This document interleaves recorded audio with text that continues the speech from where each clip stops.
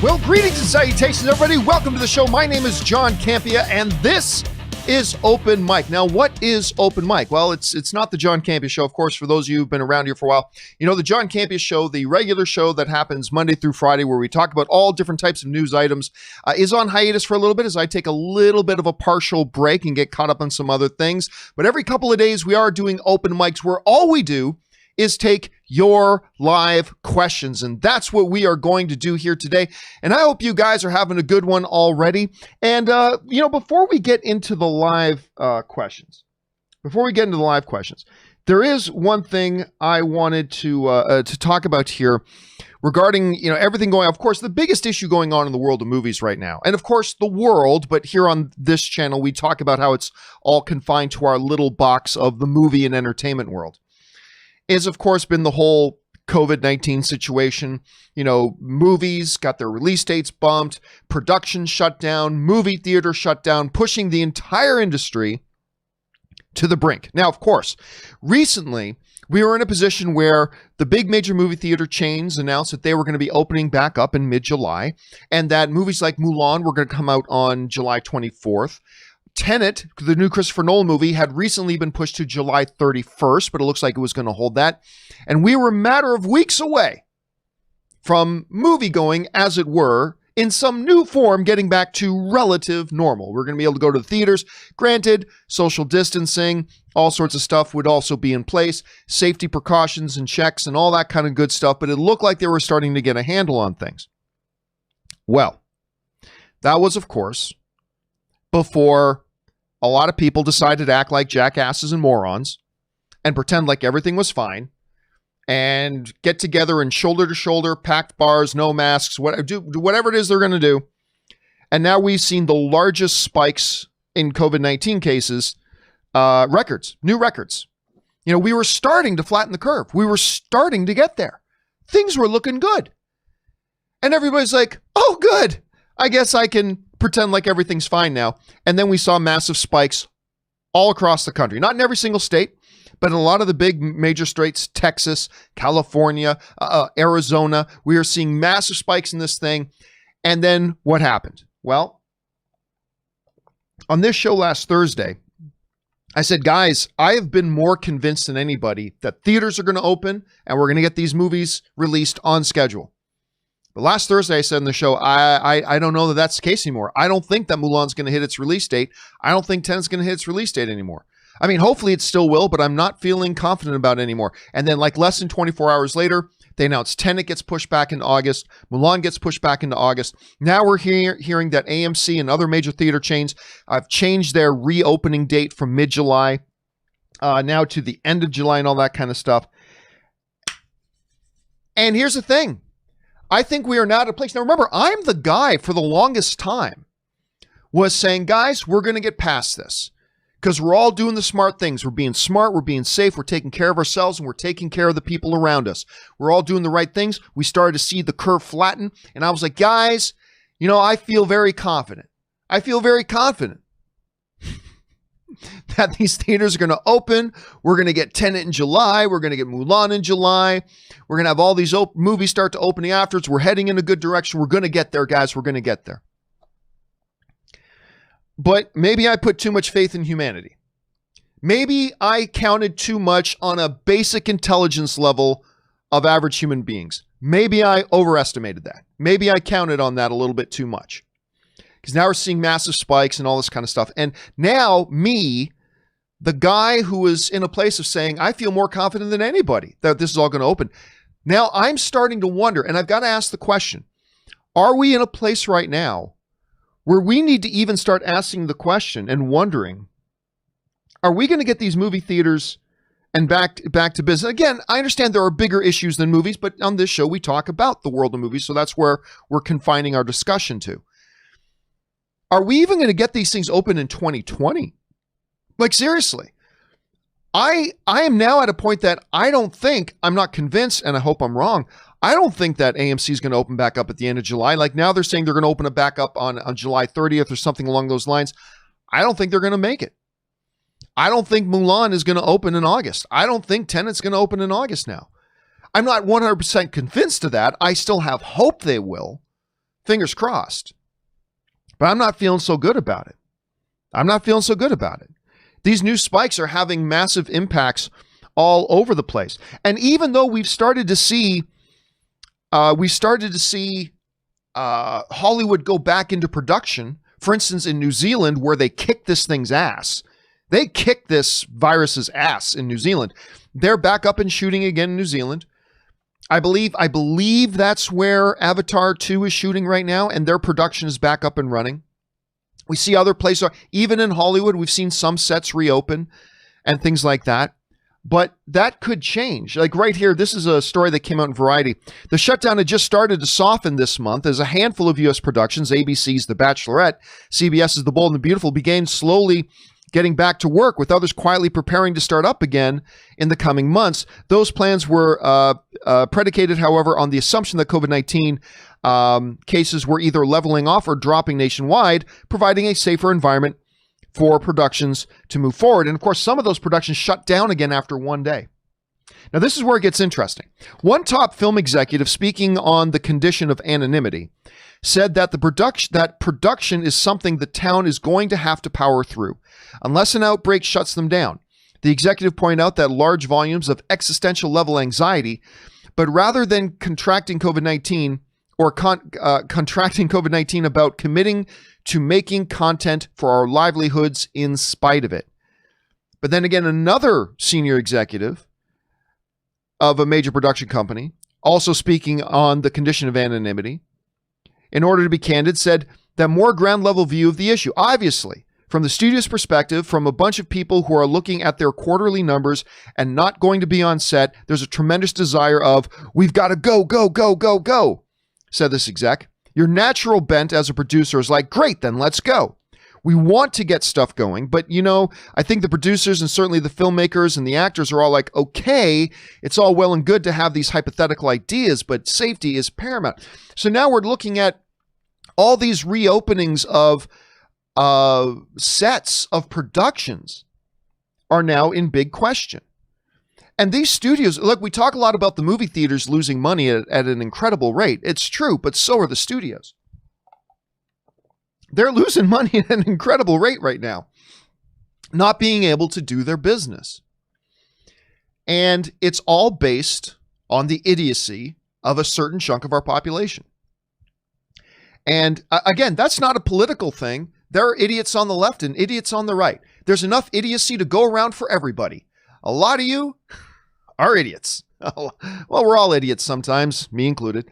But this situation is really killing things. It's really killing things. And the irony is this. The irony is this, and this is not lost on me, is that some people wanting to ignore safety procedures in the name of getting the economy going. But in ignoring common sense safety, they are killing the economy. That's the irony here.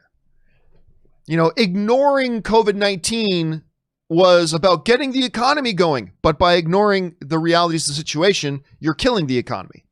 Because now these theaters that maybe could have made a comeback, maybe they're going to cease to exist now. Studios are losing business. And as studios lose money, all the multi-billions of dollars in contracts that they give out to businesses that do business with the studios, they're all losing money now. And the people that work for those people are losing money now. And you get this trickle-down effect. And it's unfortunate. But, the question has to get raised. Are we in a situation right now where we've got to wonder if we're even going to get these things open in 2020? Now, look, I still remain mostly optimistic when it comes to looking at the year as a whole. Do I think the movie business will be back in business by the end of 2020? Right now, I still do believe that. I still believe we are going to get these things. The theaters will be open. Movies will be back in production. Because honestly, I don't think movie theaters represent a risk. I think restaurants are a much bigger risk. I think grocery stores are a much bigger risk. I think with all the safety procedures they've been talking about for movie theaters, I think that's one of the safer places you can be, other than just at home. Sitting a certain distance from people, requirements on hand sanitizer, people wearing masks, all that kind of stuff. I think it's a safer bet than being in a restaurant. And I feel pretty safe being in a restaurant when they've got social distancing going on. It doesn't eliminate risk, but it minimizes it. So I do think we will be back in business before the end of 2020. The question will be, how long before we get back in there? Because it is a legitimate question right now. And when they are finally able to open again, what's it going to look like? Is AMC still going to be in business by then? Because that's a giant question mark. And the longer this stretches on, it's not just AMC, it's Regal, it's Cinemark, it's all of them. Their existence is going to be brought into question. And the studios are then screwed. Because that's where 85% of their revenue comes from, is those movie studios, or is those movie theaters. They don't make squat on VOD compared to the money they make in movie theaters. So it's on an existential level right now. Studios have to be threatened for what their entire identity and existence is going to be. It's a tough situation. And I mean, look, I still believe there is a chance, and I am no expert. This is just me from one film fan's perspective. I still believe there is a chance that theaters could open back up on July 31st, that we could get Mulan in August, that we could get Tenet in August. I believe that is all still possible. It's still possible. I'm just not the same optimistic dude I was a month ago thinking, oh yeah, for sure this stuff's going to open. I'm just not there anymore.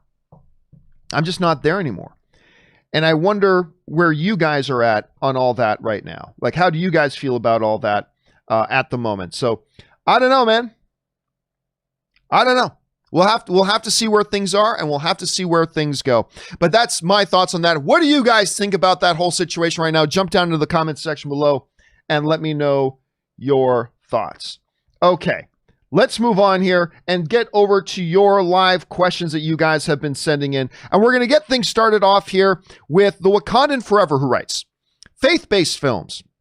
1, The Passion of the Christ. 2, Leap of Faith. Number 3, Fallen. Number 4, Sister Act. I don't know that I consider Sister Act a faith-based film. Anyway, 5, The Prince of Egypt. I love that movie, actually. Number 6, The Preacher's Wife. Number 7, The Ten Commandments. Number 8, Son of God. Number 9, Star. Number 10, Noah. We all need to remember, love everyone. Yes, everyone. Have a good day all right, thanks for sending that in, Wakandan. And listen, you guys know I am not a big fan. I'm not a big fan of faith-based films. I never have been. All the way back to my days in seminary. Even when I was in seminary, I hated faith-based films. I hated them. I always thought, even when I was in Bible college, I thought they were just cringy and terrible because I don't like preachy movies. I don't like preachy movies regardless of what it is they're being preachy about, right? Regardless of what it is it's being preachy about, I don't like preachy movies. And so I never did like most of it, but there are some exceptions. Like, for instance, Prince of Egypt. I actually think Prince of Egypt is a wonderful animated film. I love that movie. Look at your life through heaven's eyes. It's a great movie. It really is, faith-based or not. But anyway, that's just kind of my take out. But I'm glad you enjoyed a bunch of those, Wakanda Forever. Thanks for sharing your list, man. Okay, let's move on here. Next up, Kika S. writes, the only reason I am tipping is because of that wonderful rendition of Phantom of the Opera. Any chance you know anything from Rent? Okay, so for those of you who don't know what Kika's talking about, the other day, somebody was asking, we were talking about, oh, that's right, we were talking about Gerard Butler's Phantom of the Opera, which I actually quite like that movie. I do. It's not one of the all-time greats, but I like that movie. And I busted out, I don't know why, I started singing the Phantom of the Opera. Don't know why, but I really do. I like Phantom of the Opera. Rent is actually not one of my favorite ones, but 525,600 minutes. There you go. That's about all the, how do you measure a year, measuring love. I thought the movie was terrible. I didn't like the movie. And it's funny because the movie, you got Rosario Dawson in the movie. I'm freezing on the actor's name. The guy who plays Joe in The Flash, the guy who plays Joe in the Flash TV show, he was one of the lead guys in Rent. He's actually really good in that. He's actually, even though I didn't like the movie version of Rent all that much, I like the stage show much more, but he was really, really quite good in that. You should check it out sometime. If for no other reason, to go and see Joe in another role actually singing, and he's an awesome singer. He's an awesome singer. Anyway, there you go, Kika. Hope that worked. Let's see here. There we go. Calix Magister writes, favorite boxing acting performance from the list below. Stallone in Rocky, De Niro in Raging Bull, Denzel in The Hurricane, Will Smith in Ali, Lewis in The Boxer, Russell Crowe in Cinderella Man, Hilary Swank in $1 Million Baby, Jordan in Creed, Michael B. Jordan Creed, Kirk Douglas in Champion Thanks. Though there are some killers in there. Will Smith got his Academy Award nomination for playing Ali. Robert De Niro in Raging Bull. Some people believe that is Robert De Niro's quintessential role. A lot of people say when if you look back at one movie of De Niro, a lot of people will point to Raging Bull. Obviously, Stallone is a Hilary Swank in $1 Million Baby is amazing. I'm actually going to go with Russell Crowe in Cinderella Man. Now, not that Cinderella Man is the best movie on that list. Cinderella Man is a great movie, but Cinderella Man isn't the best movie on that list. But out of all the great performances in there, Cinderella Man is easily the most underrated movie on that list. Cinderella Man is amazing, and nobody went to go see it.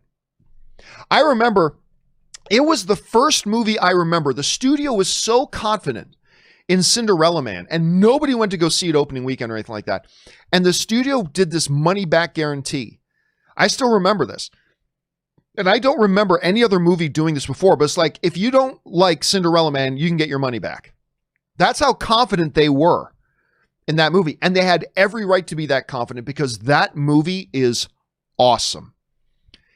Awesome. It should have gotten Russell Crowe an Academy Award nomination. But at that point, I think everybody was kind of sick of Russell Crowe for a lot of his off-camera antics. And I'm not blaming anybody for that, but it's remarkable. His performance in it is, I thought, Oscar-worthy. I really did. So while there are a number of fabulous performances on this list, absolutely killer performances on this list, I personally am going to go Russell Crowe and Cinderella Man. And an interesting topic, Calix. I like that. All right. Nicholas Piera writes, what world do we live in, John? I'm amazed by Warner Brothers' lack of reaction to the Ezra Miller case indeed. But what surprises me even more is the lack of reaction from the Me Too associations. How hypocritical can they be? A man who spreads his legs too much on the bus is a filthy bastard, but a famous guy who strangles a woman is okay. What kind of message is that? We didn't know about that. Apparently, Miller has media immunity. We didn't know, but apparently Miller has media immunity. Probably because he's LGBTQ movements appreciate him. Here is someone who enjoys some kind of privilege. He didn't even apologize, John. What would have happened if Cavill or Affleck had done the same? The end of their career? Sorry, John, but it is so unfair that we have to wonder. Or maybe I'm completely wrong about my diagnosis. Maybe I'm too upset. But in this case, I demand these lobbies an admissible explanation to these unusual kindnesses and tolerance. I'm not stupid. All right, thanks for saying that in, Nicholas. And yeah, this is something that I've addressed here on the show before. But let me address it again, because maybe I should clip this out and put this up as its own standalone video, because I really do think this is important, and I think this is significant when we're talking about the Ezra Miller situation. Actually, let me bring a couple of things up here. Give me a moment as I rife through this. Hold on a second. So, of course, what we all know about is the situation with Ezra Miller, right? Ezra Miller, and let me just bring up one other thing. Ezra Miller, while he should have been in quarantine, he's at a bar. I think he was in Iceland or something like that. And he ends up getting into some kind of dispute. We find out from police reports afterwards that there was a dispute going on, and they have to ask Miller to leave. And then outside, he ended up grabbing a girl by the throat, throwing her to the ground. I, like a lot of people, if you guys watched the show the day that broke, my first thing was, oh, that's clearly a joke. Remember I said that on the show? I said, that's clearly a joke. I mean, that's just something silly going on, and it's nothing. It's nothing. Remember I said that on my show? Well, the next day, I had to completely walk that back, because then we saw the reports coming out, and it's like, oh, that wasn't a joke. Ezra Miller was actually grabbed a woman by the throat and threw her to the ground. Here's the problem. And I've mentioned this before, but bear with me as I cover this again, because again, I think I'm going to put this up as a standalone video. I personally have no problem with what Warner Brothers wants to do or how they want to handle or address, internal problems with them and their talent, right? If they have a certain criteria that says if you do something that exceeds this level of naughtiness, then we're going to separate and break our relationship with you. But if it comes under that level of naughtiness, then we can work through it and we'll maintain our working relationship together and we'll push through it. There's a certain level, there's a bar where if you exceed this bar, we need to come out and make public statements about it, and we need to disavow you, and we need to separate our business relationship with you if you cross that bar. But if you come in under that bar, then we can find alternatives to dealing with the situation, and we don't have to break our working relationship. We don't have to make public statements, all that kind of stuff. I have no problem with a company determining for themselves what that bar is and where that bar is set. How major, how minor, how big, how small, how high or how low do you set that bar? You go past that bar, we got to make public statements about you. We have to publicly fire you. We have to separate ourselves from you. We have to disavow you. If you come in under that bar, we're good. We'll work on it together. We'll talk about it. We'll come in under that bar. And I'm okay with any company setting wherever their bar is. You set your bar wherever you want to set it. All we ask is be consistent. Be consistent with wherever that bar is. So what we just had recently, and this is where it all gets into it. Flash actor, and this is what I had to bring up. Flash actor recently, Hartley Sawyer, very publicly got fired from his show on The Flash. He was a regular cast member on Flash for the last couple of years. I liked his character too, by the way. I was very annoyed by his character at first. I eventually grew to like the character. I like the character. But they discovered, of course, you guys know the story. They discovered some tweets that he had put out 6, 7, 8 years ago that were unacceptable. I mean, unacceptable tweets he put out 6, 7 years ago. Now, again, I partially put this on Warner Brothers and CW. Listen, if you're going to hire somebody to be one of the faces of your multi-million dollar project, hire a college student for $20 an hour over the weekend to go through their social media before you hire that actor, just to make sure there's no red flags. What's it going to cost you? $200? $300? I put that on the studio at any rate. So they find out, it comes to light that he'd put out a number of really unacceptable, and I'm not going to sugarcoat it. They were unacceptable. He put out a number of unacceptable tweets like 6, 7, 8 years ago. To Warner Brothers, who owns CW, to them, that was exceeding that bar. Wherever they've got that bar, that if you do something naughty enough that it takes you above that bar, we got to publicly fire you. We have to publicly disavow you. We have to sever our relationship with you, blah, blah, blah, blah, blah. And for Warner Brothers, what Hartley Sawyer did exceeded that bar. Now, I want to be very, very clear here, because there have been people who misrepresented what I've said. I want to be very clear here. I am not suggesting Warner Brothers shouldn't have fired him. I'm not even suggesting that they should have fired him. That's their business. Wherever they want to set that bar, that's up to them. I'm not saying they should have fired him. I'm not saying they shouldn't have fired him.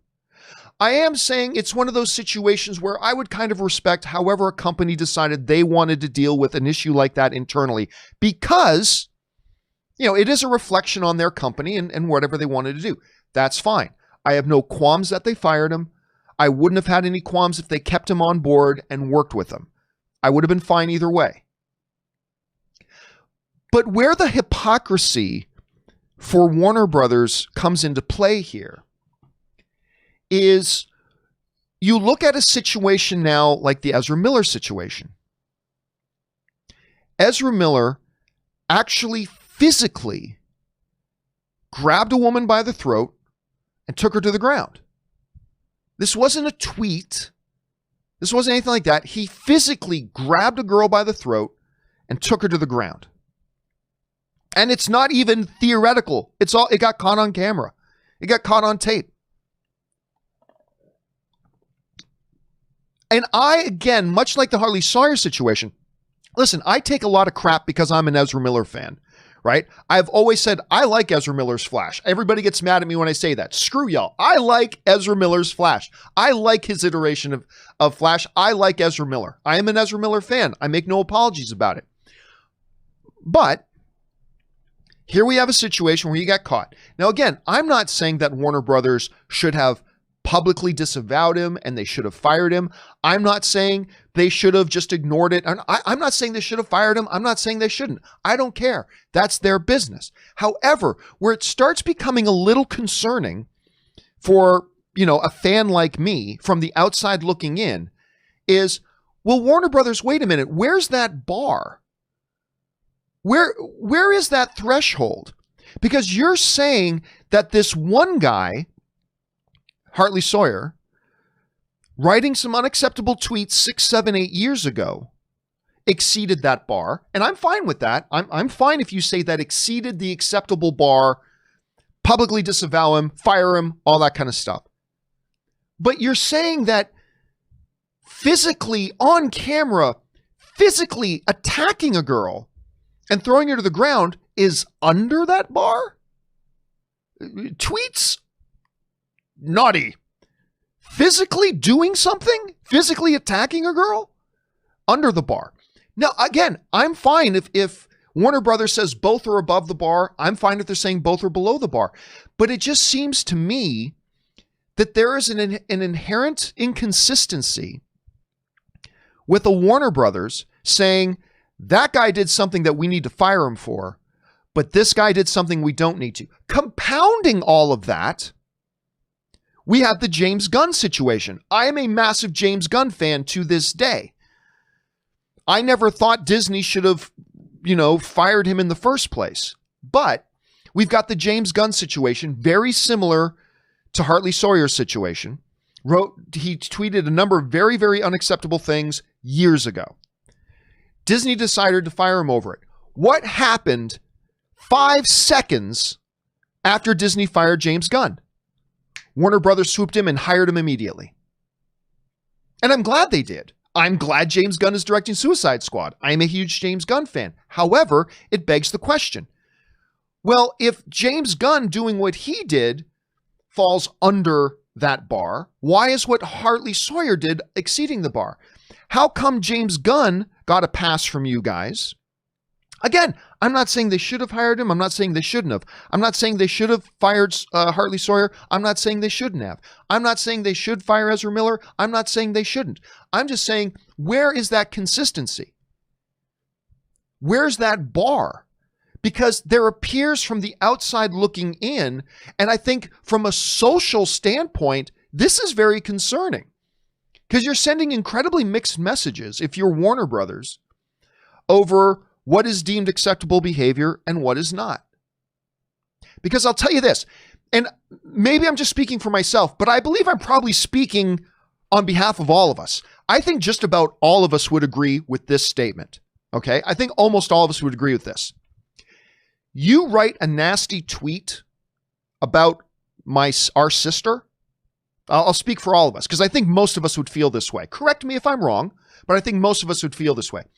You write a nasty tweet about our sister, you may get a visit from us.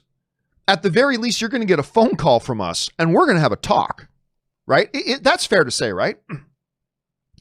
However, you lay hands on our sister, you're not seeing daylight tomorrow. You're not seeing the sunrise. You've seen your last sunrise on this earth. Isn't that how most of us would feel? Like you write something nasty about our sister, yeah, we're probably going to have words. You lay hands on our sister, you've seen your last sunrise. Is that not how most of us would feel? Is that not how most of us would feel? Now, you raise an issue saying, do I think that Ezra Miller is getting immunity here Because Warner Brothers has not said a single thing about this situation. They have not made one statement. Ezra Miller has not made one statement. They've adopted the philosophy of, shh, let's just hope everybody forgets about this. That's been their philosophy here. And I find it concerning is Warner Brothers saying that actually physically doing something isn't as bad as a tweet you wrote 6 or 7 or 8 years ago. Is that what they're saying? Do I think Ezra Miller is getting immunity from this because he identifies with the LGBTQ community? Actually, I don't. I personally don't think that's why he's getting preferential treatment here. I don't think that's why he's getting immunity here. Because James Gunn is not a member of the LGBTQ community, and he got the same preferential treatment. I think what we're seeing here is a matter of self-interest on the part of Warner Brothers. I think we're seeing an example of self-interest here on the part of Warner Brothers, because Harley Sawyer, he's a secondary character on a CW show they got. Not important. We can make an example out of him and it doesn't really hurt us. So we're going to make an example. We're going to make it look like we've got these big, high moral bars. Oh, we don't condone what he did. And I'm not saying they should, but we don't condone what he did and make this big grandstand public statement. We disavow him, blah, blah, blah. But then with Ezra Miller, they've got 2 major franchises wrapped up in him. They've got their DC universe that he's their Flash. And they got their Harry Potter world going on with Fantastic Beasts. He's a central character in that. They've got these big, this isn't some little CW show. These are big, big major things. With James Gunn, he world famous director. We can get him to direct one of our big DC movies. Big investment in that. So do I see there being a hypocrisy here? Yes. Do I think it's because Ezra Miller is a part of an LGBTQ community? No. I think it's really because he's just a bigger, higher profile name, and Warner Brothers doesn't want to mess with it. And I think at the very least, Warner Brothers owes, if they're going to take one guy and throw him under the bus, and I'm not saying they shouldn't have, but if they're going to do that to one guy for putting out tweets 6 or 7 or 8 years ago, completely unacceptable as they were, how can you not at least make some sort of statement about, hey, we at Warner Brothers were very concerned by what we saw in the same video that all of you saw. We've spoken at length with Ezra Miller. Ezra Miller feels a deep regret for what he did. He's going to be working with, some anger management people or whatever. And we look forward to working with Ezra moving forward as he deals with certain issues that he has or blah, blah. I mean, they got to at least put out some kind of statement. And the fact that they haven't, and they're like, let's just not talk about it. Ooh, look, everybody, new Flash movie's coming. Everybody forget about what happened. It seems very hypocritical of me that they deal with one situation one way, but as long as it's somebody who's more famous, we'll just pretend it never happened. And that's concerning to me. And I think they need to address it. Again, I'm not saying I think they should fire Ezra, but I'm thinking the fact that they're not even addressing it is, I'll go so far as to say irresponsible. Because to me, it looks like they're condoning violence against women. And maybe it's the Canadian in me, maybe it's the Italian in me, but that shit don't fly. Violence against women is not acceptable. There's a lot of things that aren't acceptable, but that's one of them. And I think the fact that they haven't even addressed that they publicly fire one guy while not even addressing or making a statement about their big star, I think it's beyond hypocritical. I believe it is irresponsible, and I believe it's potentially dangerous. It's sending a message. Violence against women is cool. I mean, to not even address it. Anyway, but that's my thought on that. It is a particularly important situation. It's a brutal situation. But anyway, Nicholas, that's how I see it. Again, I don't think it's about an LGBTQ thing. I think it's about he's a big star. And we can't mess with our big star. And I think it's more of that. But anyway. All right.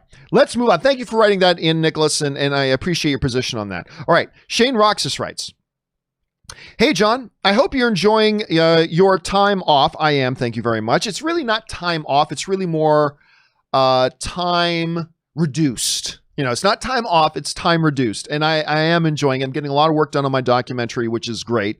Anyway, I just finished season 1 of Harley Quinn, and my God, you were right. This show is hilarious. Bane needs a larger role because everything he says is gold. I'm this credit card's reckoning. Bane and Harley Quinn. There are so many things about Harley Quinn that are fantastic. So many things about Harley Quinn that is fantastic. Bane is absolutely one of them. How much was that table? I mean, he is so, every single time Bane speaks, it's hilarious. And I just finished watching the season 2 finale of Harley Quinn. Season 2 was, I thought, even better than season 1, which I did not think was possible. I thought maybe they got lucky with season 1 because I really loved it. I thought maybe they just got lucky and season 2 will take a bit of a nosedive. But season 2 was fantastic. I loved it. And yeah, Bane was absolutely one of the absolute highlights, Shane. I absolutely agree. All right. Zesty Zach writes, hey, John, I was wondering, how can I join your Patreon page? Well, thank you for asking. It would be nice to know how I can join you. Well, if you look in the description of the video, but thank you so much for asking. That's really nice of you. If you look in the description of this video, you will see a link to it. It's patreon.com/John Campea. So if you go there, you'll see how you can become a Patreon supporter as well. And thank you for even considering it. I appreciate that. And we really do have a great group of Patreon supporters, very active on our Facebook group. We've got a schedule. We're scheduling, I believe, for this coming Sunday. We're going to have our next Zoom face-to-face meeting with our Patreon supporters. So if you're a Patreon supporter, start to mark off. I'll send out the official invitation here soon, but mark off Sunday. Yeah, it's great. So thank you so much for Zesty. So again, just look down in the description. You'll see that link, patreon.com/John Campea. Thank you so much. And whether you do or don't become a Patreon supporter, thank you for even asking about it. I appreciate that. All right. A Silly Goose writes, my worst theater experience. At John Wick 2, a man in front of me started filming the movie, and I asked him to stop because it's illegal. He told me to shut the F up and mind my business. I'm not going to lie, I had to hold myself back from elbow dropping him. Yeah, listen, you don't want to be a rat. However, there's something about in a movie theater when somebody is actively hurting other people's viewing experience. Like, look, when something's done and it's done, I don't like being a rat as much as anybody.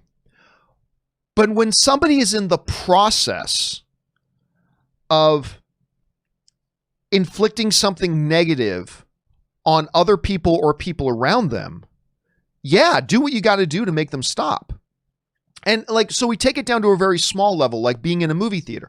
If a dude's in a movie theater holding out his phone and the light from his phone is distracting to everybody in the theater, and he's taking away from everybody else's viewing experience, not to mention he's pirating a movie, so that's going to hurt other people in the industry and hurt their jobs and hurt their everything.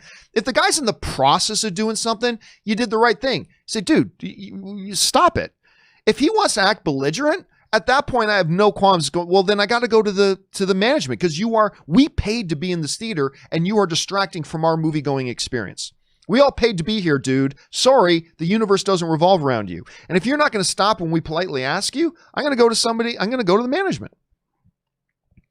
I highly encourage you not to just make it physical and elbow drop the dude. But yeah, at that point, if somebody's doing something in the midst of doing it and they're hurting everybody's movie going experience, yeah, then you go to management. If somebody won't shut up in the theater, you ask them politely, hey, excuse me, we didn't come here to hear you. We're trying to watch the movie, man. And if they still don't, well, yeah, then you go to the management and say, look, somebody in there is ruining our experience that we paid to be here for. So yeah. Absolutely. Sorry you had that experience, Silly Goose. That's not an experience anybody wants to have. All right. An anonymous viewer writes, with all the guidelines theater chains are imposing, why can't they just reopen already? You have the masks and the checkerboard seating layout already in place. It's not like there are restaurants having tight seating spaces. You have higher ceilings. Oh, listen, I agree. Like, if you're going out of your house, obviously the safest thing is just stay at home. Period. That is the safest thing to do. But if you're going to go out, I've said this before, I feel safer at the notion of going into a movie theater than I do going into a grocery store. And I feel pretty safe going into a grocery store. You know, grocery stores around the LA area, at least around where I live, they've got staff outside constantly with with disinfectant wipes, wiping down all the grocery carts. They make sure you apply hand sanitizer before in. They have rules that you got to be wearing a mask. They only let so many people into the grocery store at one time. And it's great. The risk is not eliminated, but the risk is minimized. And I think if everybody did things that we all did things to minimize risk, I think we'd be in a much better place right now than we currently are. So if you look at movie theaters with much higher ceilings, with AC that is constantly cycling out the air, having social distance between you and other people, like when I go into a restaurant and I'm sitting down at a table and there's not somebody else within 6 feet of me, I feel perfectly fine. Again, the risk isn't eliminated, but I feel like it's minimized. You know, you're required to apply hand sanitizer. They take temperature checks when you come in. Great. I could still catch something by walking out my door, but the risk is minimized. And certainly I'm conducting myself that if for whatever reason, maybe I have COVID-19 and I'm asymptomatic. Okay, well, I'm going to conduct myself in a way that really minimizes the chances that anybody else is going to get it from me. I'm going to make sure I'm wearing my mask when I'm close to anybody. I'm going to make sure I'm constantly sanitizing my hands. So if I touch something or whatever, or if I do accidentally touch you, whatever, I'm not going to transmit something to you. I'm going to do everything that I can that if I haven't and don't even know it, I'm going to make sure I act and conduct myself and conduct my own behavior in such a way that I try to protect you. Be smart, be safe, take care of yourself, take care of the people around you. And so I agree. But at the same time, for a lot of the movie theaters, it's not their call. You know, for a lot of places around the country, it's not their call. They're not even allowed, in a lot of places in the country, they're not allowed to open right now. And if this pandemic keeps spiking, then we're going to have to go back. I don't like it, but we're going to have to go back to the stay-at-home orders. We're going to have to go back to that to get the curve to level off again.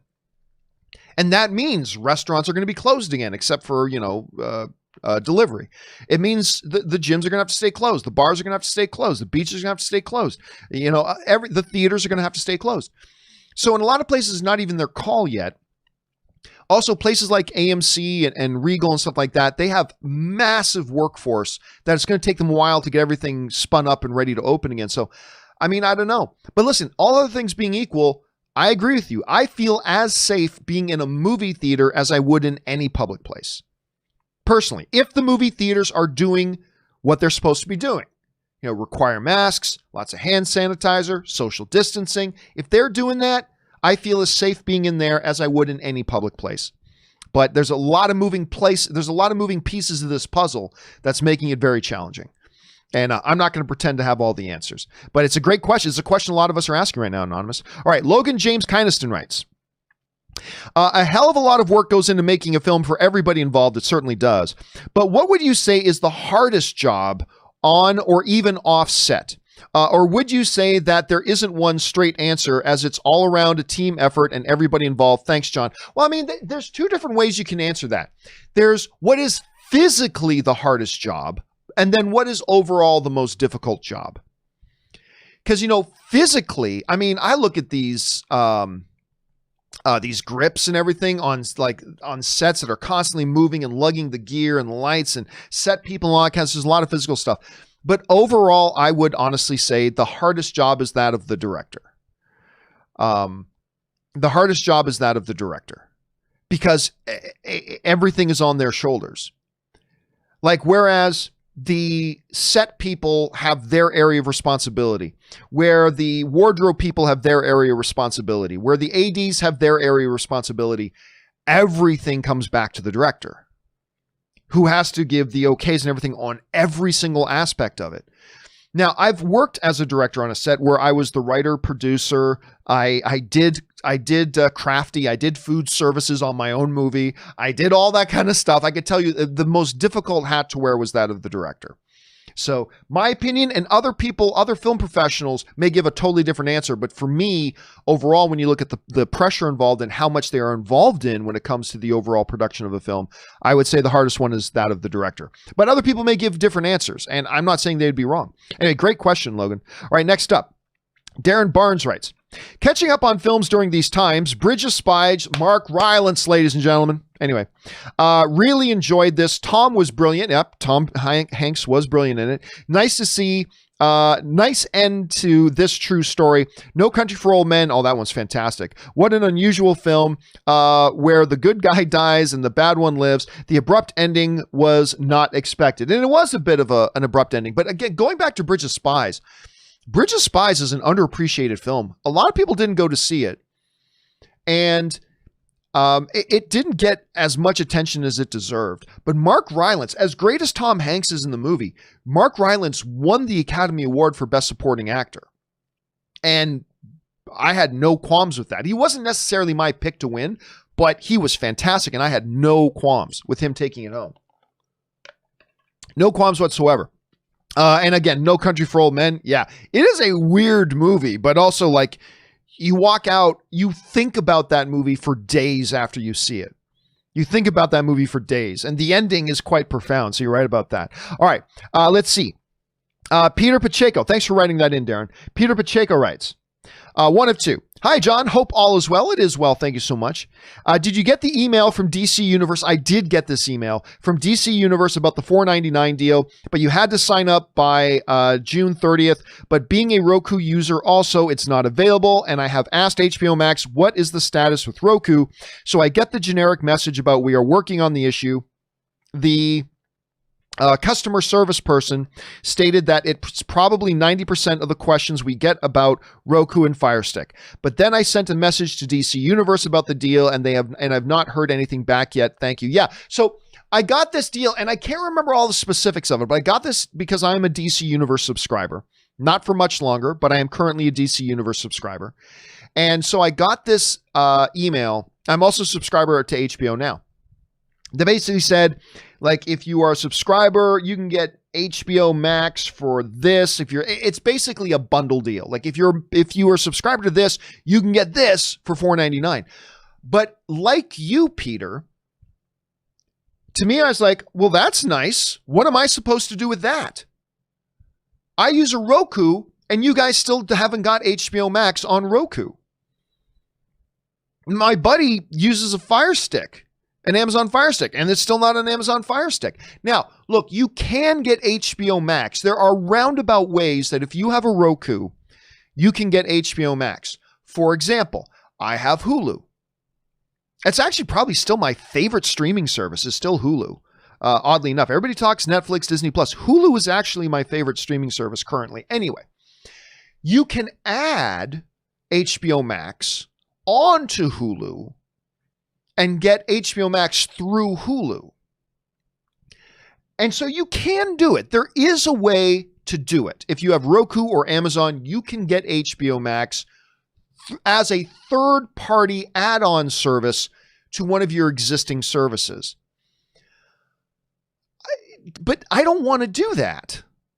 I like opening up my home screen on Roku and like, there's my Hulu, there's my Netflix, there's my Disney Plus, there's my YouTube TV, there's my UFC, there's my ESPN. I just like having it right there, and then I want to see my HBO Max.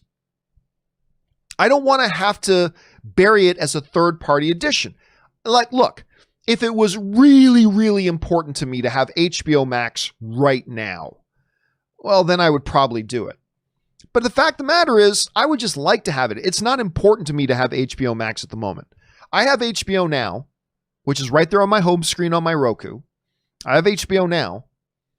Hey, by the way, if you can have HBO Now on Roku, why can't you figure out a deal to get your HBO Max on Roku? Roku and Fire Stick are only the two most popular streaming platforms in the world. Get your shit together, HBO. Because you got a willing customer here. Well, obviously, I already have HBO. I have DC Universe. I mean, I like HBO very much. It's awesome. It is the cream of the crop when it comes to content. I believe they do it better than anybody online.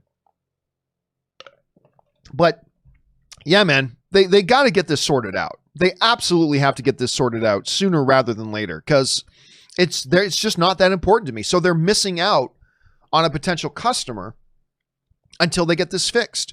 And if that's true for me, then it's going to be true for some other people too. So anyway, I hope they get this fixed soon, Peter. I really do. But again, if you are somebody who uses Roku or Amazon Fire Stick and you're really hard up to get HBO Max right now, again, there are ways you can do it. You just have to do them as third-party additions to one of your other existing services. I think you can do it through AMC or for Amazon Prime. I think you can do it through Amazon Prime. I know you can do it through Hulu. You just then have to, layer into it. But again, it's not important enough for me to do that personally. All right, but there are ways. There are ways. Dan S. writes, have you heard anything about the release date for David Lowery and A24's The Green Knight with Dev Patel? No. Anyway, it was supposed to premiere at South by Southwest, but that was unfortunately canceled, and the film now appears to have been lost amidst the pandemic. I've got a feeling it's going to pop up at some point, and there probably has been an announcement. Let me just do a quick search here. The Green Knight. Let's see here. The Green Knight, was scheduled for release May 29th. I don't know much about it. Let's see. Or did it have a theatrical release in May? I couldn't have. And hey, look, I'm sure there are some answers out there. If you guys know about stuff in the live chat, jump down to the live chat and let people know. But it is one I've been very curious to see. Like that first trailer came out and it's like, well, this looks weird, but it very much looked like an A24 movie, right? And I am a big fan of Dev Patel. I've liked him in everything. Like, it's funny because I saw him in a bunch of other stuff before I watched Million Dollar Baby. The Millionaire, Slumdog Millionaire, Million Dollar Baby. Very different movie with Hilary Swank. But Dev Patel, I've liked him in just about everything he's been in. And so this looked really fascinating to me. So I don't know much more than that, Dan. I don't know when and where we're going to be able to see it. Maybe it's available right now and it's just flown under my radar, but that is one I'm looking forward to because I thought that trailer was so twisted. It's just so weird, but again, a very, very stereotypical A24 kind of trailer. And if any of you guys don't have any more information, please do share it. All right, good question, Dan. Next up, Dan Ketchum writes, crazy I know, but if they're using Flashpoint/multiverse magic to bring in Keaton, is there any chance we might get at least a Flashpoint cameo with Brandon Routh's Superman? That would be pretty cool. You know what? I'm going to be honest with you. And you guys know I love Brandon Routh. I love Brandon Routh. I don't think it would be cool. I think it would be stupid and silly. I think that feels like something you do with CW. I don't know that you do that. Honestly, I think overall it would just feel silly and gimmicky. And I say that as a massive fan of Brandon Routh, and I liked his Superman very much. I liked his portrayal as Superman in Superman Returns. I liked his portrayal as Superman very much. And I've loved him in just about everything he's appeared in since. I think Brandon Routh is a boss. But I don't think that would be very good. Now listen, as far as what DC or Warner Brothers could do, sky is the limit. Sky's the limit. I mean, hell, now granted it was just on CW, but they had Lucifer make a cameo in their Crisis on Infinite Earths, for heaven's sakes. They had the movie version of Flash do a quick cameo on the CW thing. In a world where Warner Brothers does that, granted, I know that was on CW and that can be a totally different thing, but still, the principle is, in a world where they do that, anything's possible. I mean, I don't think they'll do that, but I wouldn't put $1 million against it. I wouldn't put $1 million against it at this point, the way they're doing things. I do think it would be a bad idea. I think it'll make it feel really cheap and gimmicky and silly, but don't put it past them. I mean, they're doing some crazy things right now that you wouldn't have thought maybe they'd do a few years ago, but they're doing it. So I don't think they'll bring in Brandon Routh, but I wouldn't put real money against it, Dan. I wouldn't put real money against it. Anyway, thanks for writing that in. All right, Orange Hand writes, Dee Benioff's wife recently defended the final Game of Thrones season by saying people didn't like it because they were upset the show was ending, which others involved with the show have said. Isn't this exactly what you were talking about regarding making excuses? Well, I mean, here's the thing, Orange Hand. First of all, I know you didn't mean anything. I know you don't mean this. I know you don't mean this. So this isn't really directed to you, but why are we talking about what somebody's wife thought about something? Why are we talking about that? Like if Benioff, the show creator, showrunner, blah, blah, if he came out and said something about the show, okay, why are we writing about or jumping on something that person's brother or cousin or former roommate or wife gave an opinion on something? Why do we care? I mean, look, if David Benioff's wife came out and said, hey, on the set of Game of Thrones, so-and-so did this all the time and it upset everybody. Okay, well, maybe this, but Benioff's wife gave an opinion about something. Why is that something we need to talk about? Anyway, that aside. Yeah. No. I don't like the idea of making excuses for why other people have an opinion on something. It's just accept that other people had a certain opinion on something. Now, look, there are going to be times when people say why they have a certain opinion, and then it's okay for you to point that out. For instance, with Man of Steel, there were a lot of film critics who specifically said themselves explicitly, this is not the Superman I grew up with.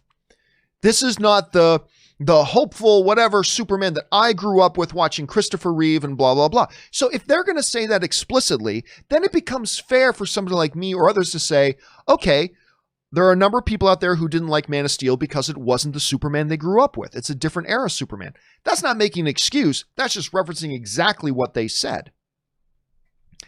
Do I believe there are probably some people out there who didn't, like the ending of Game of Thrones because it was ending? I'm sure there are some, but we should never put ourselves in a position where we are making up excuses for why other people don't share the same opinions we have. I, for one, thought the final season of Game of Thrones was fantastic. I thought it was inexcusable that they only made it 6 episodes. I do think it made some of it feel rushed. I do. And there's no reason they shouldn't have made that 10 episodes long. But they decided to do 6, maybe because they were lazy. I don't know. But I thought the final season of Game of Thrones was fantastic. And it exactly went where I said for 4 years it was going, that Danny was a jerk. But at any rate. But there are other people who watched it and didn't feel the same way.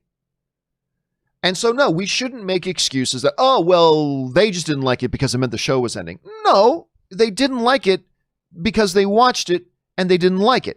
I'm sure there are some who didn't like it because it was ending. I'm sure there are some who didn't like it because Dany was their favorite character and they wanted her to be the hero, even though the show made it very clear for years and years and years that that's exactly where her character was going. And I said it for years and everybody said I was crazy.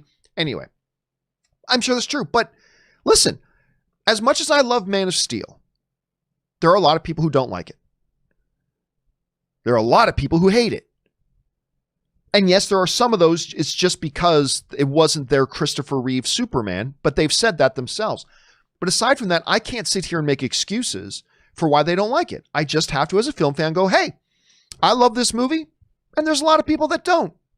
Oh, well, it's not going to change the fact that I love it and that I'm going to preach the gospel of Man of Steel whenever I get the chance. But I respect that there are other people who don't like it. Totally fine.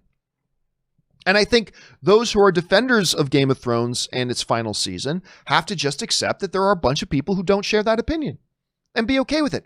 But again, this whole thing about let's talk about somebody else's opinion, like Benioff's wife had an opinion about something. So let's talk. I don't know. I personally don't like getting into that stuff personally. But you are right. We got to get out of the habit of making excuses for why other people don't feel the same way about a movie or show that we do. All right, next up, K Major writes, "Hey, John, I was scrolling through my feed and came across a clip from one of my favorites, Ewan McGregor singing your song. And man, did that minute 30-second video send chills down my spine. I love that movie." Of course, talking about Moulin Rouge that he did many years ago with Nicole Kidman. Moulin Rouge is a top 20. I've said this for a long time. It's never cracked my top 10, but it is in my top 20 all-time favorite movies ever. I love that movie. And that's my favorite scene. My favorite scene is your song being sung by Ewan McGregor, which I never knew he could sing like that. Like, holy crap, I had no idea Ewan McGregor could sing like that. But that scene where they're singing with the in the elephant and the giant elephant and all that kind of stuff, beautiful, breathtaking. I love that movie, man. And Jim Broadbent and everybody else who's involved in that movie. John Leguizamo's in there. It's fabulous. If you guys have never seen Moulin Rouge, you got to watch it. I cannot express how much I love that film. And that scene alone is worth watching the movie. It really is. There's a lot of great scenes, but that scene alone is worth watching the movie. Thanks for bringing it up, K Major. Okay. Next up, K Major also writes, holy crap, John, I consider myself a big movie fan. And I have never seen Casablanca until this past weekend. Dude, why didn't you tell me how freaking awesome that movie is? I've talked about Casablanca. Wow, I was lost for words while watching this gem from 1942. The minute we were introduced to Humphrey Bogart's character, I knew instantly that we were in for something special. Next is Gone with the Wind, with the wife this weekend. That's good. The most dangerous man in the world's most dangerous city. I mean, right? Casablanca. It's great. Now look, it's certainly dated a bit. I mean, it clearly looks like a movie that was made in the stylings of the 1940s, but Casablanca is one of the all-time greats. I always remember just that line, the most dangerous man in the world's most dangerous city. All right, you asked for it. Pfft. I mean, there's which I'm sure some of the inspiration got taken for Raiders of the Lost Ark. Anyway, yeah, that's great. And again, it's one of those silver linings, right? We've been in this crappy situation for 4 months now. One of the silver linings has been that a lot of film fans are taking this opportunity to go back and get caught up on some of the classics. A lot of people watching Godfather for the first time, some people watching Lord of the Rings for the first time, but also movies like Gone with the Wind, Casablanca, Lawrence of Arabia, Bridge of the River Kwai. I mean, a lot of people going back and watching a lot of these classics again, and that is one of the great things that has come out. That's one of the silver linings that has come out of this horrible situation. And I'm glad you're doing that, K Major, and I hope you and the missus like Gone with the Wind and have a good time. By the way, Gone with the Wind, Olivia, one of the actresses from Gone with the Wind, today's her birthday. Turns 104 years old today. Turns 104 today. And she's still around. It's amazing. All right. Ryan Lohner writes, speak of the devil and the devil shall appear. Ryan Lohner writes, happy 104th birthday to Olivia de Havilland. The funny thing is, I was just mentioning that. The funny thing is, she's the only big star to die in Gone with the Wind. And in real life, she's still outliving them all for so long. And you know what? A lot of people, you got to remember, she was already, like, I believe before, I think these came before Gone with the Wind. Because I think it might have come after, but I think it was before Gone with the Wind. De Havilland she starred in a couple of really big Errol Flynn movies. Like, she was the main female lead in Captain Blood with Errol Flynn. She was also the main female lead in The Adventures of Robin Hood with Errol Flynn. And she was already kind of a big name, and I think she had like 4 or 5 Academy Award nominations. I don't know that she won for Gone with the Wind. I don't think she won for Gone with the Wind, but at any rate, multiple time Academy Award nominated actress, even had a big career before Gone with the Wind hit. But again, I mean, she was incredible, and yeah, she's still around today, and she won't do any public. I remember reading this last year when her 103rd birthday hit. I remember reading about her last year, and she still like talks on a weekly basis with some longtime film journalists and stuff like that. But she refuses to be. Everybody tries to interview her, but she refuses to be interviewed. She's just like, you know what? I remember reading this. One of the reporters who knows her and has spoken with her every week for like the last 50 years. I said she just doesn't want. She wants people to remember her from her movie star days. They don't want to look at her. She doesn't want people to remember her for how she is now that she's moved on with her life and done other things. They want, when they look back at the life of Olivia de Havilland, she wants them to look back and remember her for those glory days. And I mean, I respect that. But man, I would love if like Actors on Variety or something like that was able to have like a Meryl Streep sit down and interview Olivia de Havilland who's now 104, to talk about the business of Hollywood, how it's changed from when she was like queen of Hollywood to today. I mean, that, oh God, how cool would that be? How cool would that be? Anyway, thanks for pointing that out, Ryan.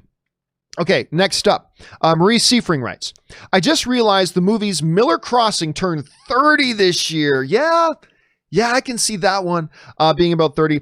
If you like crime dramas, I recommend it. Thank you for today's open mic. Well, thank you for being here, Marie, and thank you for sending that in and for supporting the channel. Yeah, Miller's Crossing. Marisa Gay. What's Marisa Gay's last name? Oh, I'm freezing her last name. Anyway, Gabriel Byrne was also like the lead guy in it. Of course, he was from one of my top 10 all-time favorite movies, Usual Suspects. He's in that one. John Turturro is in Miller's Crossing. It is very much a Godfather-like movie.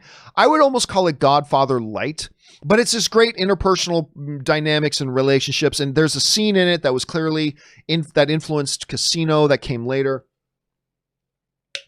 But at any rate, Miller's Crossing was great. I haven't watched that in a long time. I'd say it's been a good maybe 15 years since I've watched that one. But yeah, but you know what? Sometimes we talk about movies just turned 20 and we're like, oh my God, seriously, 20? That makes me feel old. For whatever reason, I think of Miller's Crossing because it's a gangster style movie. I think of Miller's Crossing and I'm like, yeah, I can see that one being 30. I don't know why. Some are like only 15 years old, and I feel like, what? That's 15 years old. Or some turn 40. I'm like, what? They're turned 40. But for whatever reason, when I think of Miller Crossing, that feels like a 30-year-old movie. I don't know why. But yeah, if you've never seen it, take Marie. It's not one of the all-time greats, but take Marie's recommendation here and do give it a chance because I'm a big Gabriel Byrne fan. So if you get a chance, go and check it out. I think you might like it. All right, Harden. Marisa Gay Harden? Is that her name? Anyway, I think that might be her name. Anyway, Eric Finden writes, why doesn't AMC just open theaters in places where theaters are allowed to open? There's a chain near me called Coming Attractions Theaters that have certain ones open in less impacted areas and closed in more impacted areas. Doesn't it make sense? Well, the problem is for something like AMC, all of it's, remember, they are one big, massive organization, right? And so their rollout is being done on one big, massive scale. And they are slowly rolling out, rehiring back on the general managers. Because remember, their entire work staff has been furloughed. They've all been furloughed for months. So AMC has started the process of rehiring back on the general managers, getting their general managers retrained, not just in all the new safety procedures, but hey, they haven't been doing their jobs for 3 or 4 months. They need to be retrained, get everything that then I believe they've even gotten to the point where the general managers have now started bringing back on some of their management staff, and facility managers have just been rehired. I read that AMC has rehired their facility managers. Facility manager, for lack of a better term, is a basically custodian, but he's way more than just a custodian. Like the facility manager, he's the one who makes sure everything's working. He makes sure that everything physical with the property is in proper condition. And they've got a big job to do, getting their massive facilities ready with all the new safety procedures. And then after all that's done, then they're going to hire back a bunch of the other staff. Then they've got training processes they have to go to and blah, blah, blah. And when you're one big massive operation like AMC, which is the largest movie theater chain in the world, everything moves at a certain speed. And it's not just a matter of, oh, we'll pick and choose. Oh, we'll just fast track that theater. And because AMC doesn't want any theater to open until it's completely 100% ready to do so. And they've already started their process. So yeah, it's a little easier for smaller operations. For smaller operations, it's a lot easier. But when you get on Regal scale or on AMC scale, it takes a longer process. Plus, they are 100% committed, like Regal, Cinemark, AMC, to making sure they do it properly. And to make sure everything is 100% ready and as safe as it can be and everybody's properly trained. They got all their staff back up and running. They want to make sure they're doing it properly. So again, it's a lot easier for smaller operations. You can be a little more quick, a little more nimble. When you're an organization the size of AMC or a Regal, it takes a little bit longer to do the process correctly. So that's probably why you're not seeing that happen there. All right, next up, Alan Dale writes, Cineworld announces that it's pushed back reopening from July 10th to July 31st, which is what AMC did as well. They say it's nothing to do with COVID-19, but more due to the lack of new films opening. Personally, I think they've missed a great opportunity to screen old classics and blockbusters, but they're still going to get to do that. They're still going to get to do that. They're going to open up on the 31st, and they don't have any of the new movies opening for 2 full weeks. If they hold on to it, because I believe Tenet is August 12th now. I believe Tenet is August 12th. I think it's August 12th. Let me look that up here. Hold on a second. New Tenet release date. I believe it's August 12th. Yeah, August 12th. So that still gives them 2 weeks to play some classics and all that kind of stuff. Wait a second. Where did my thing took a big jump. Let me scroll back down here. Where were we? Okay, that was Logan, Darren, Peter, Dan Ketchum, Orange Hand, K Major, Ryan, Miller's Crossing. Sorry, guys, had a big jump here. Okay, Eric, and then Cineworld. There we are. Okay. Great opportunity to screen classics and blockbusters. Yes, but let's be realistic. When AMC and Cineworld and Regal and all these places reopen their theaters a couple of weeks early before Tenet hits theaters, they're doing that because they need to get the word out that the movie theaters are open again. And they need to just get the ball rolling of getting people used to coming back to the theaters again and all that kind of stuff. But make no mistake, during those weeks, they're going to be losing money. Make no mistake about it. They have to get the ball rolling and everything in time for Tenet, because by the time Tenet comes out, they want the movie theaters to have been open for a few weeks. People know the theaters are open. A few people have already started the process of coming back to the theaters to see some of the classics and old blockbusters and all that kind of stuff. But during that time, they are going to be losing money, because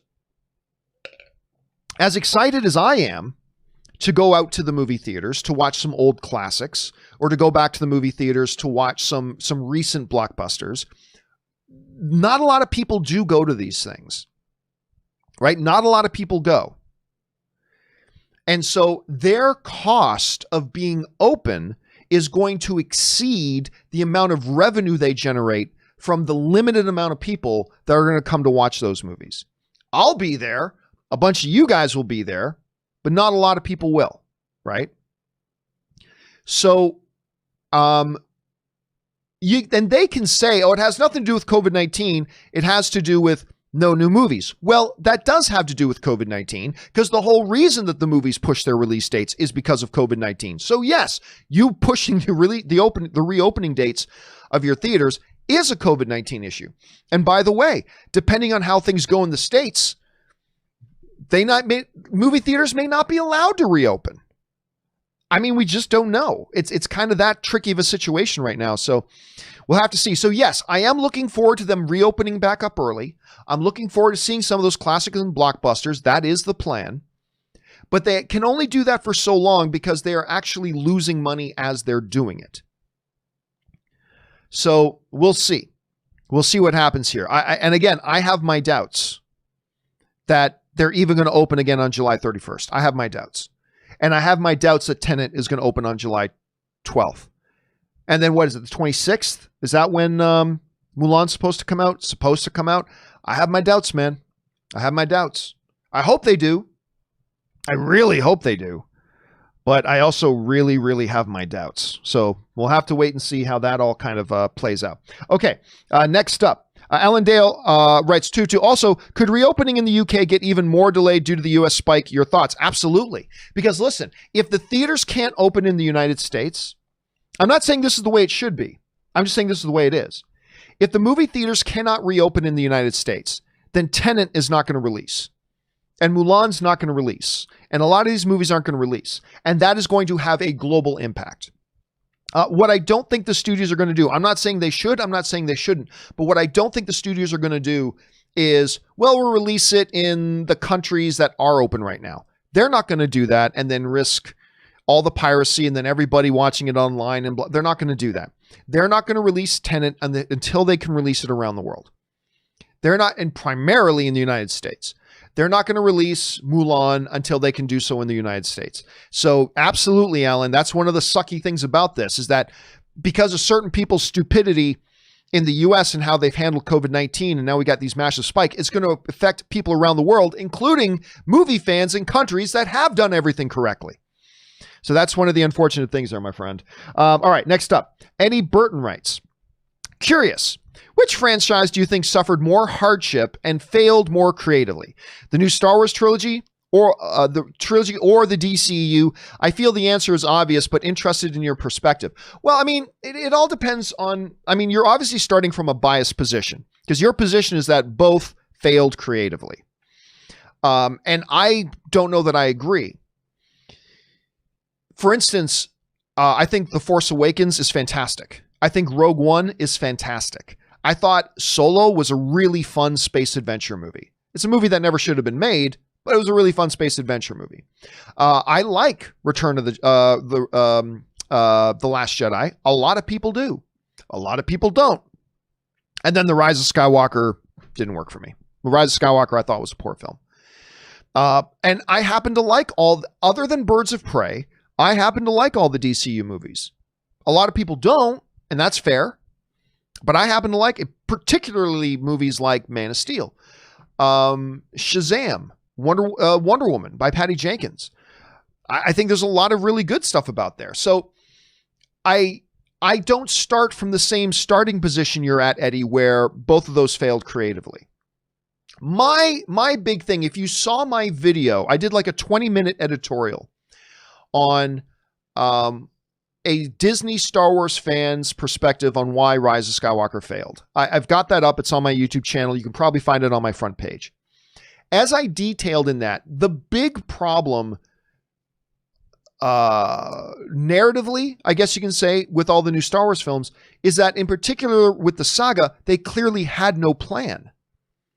They just made it up as they went along from movie to movie.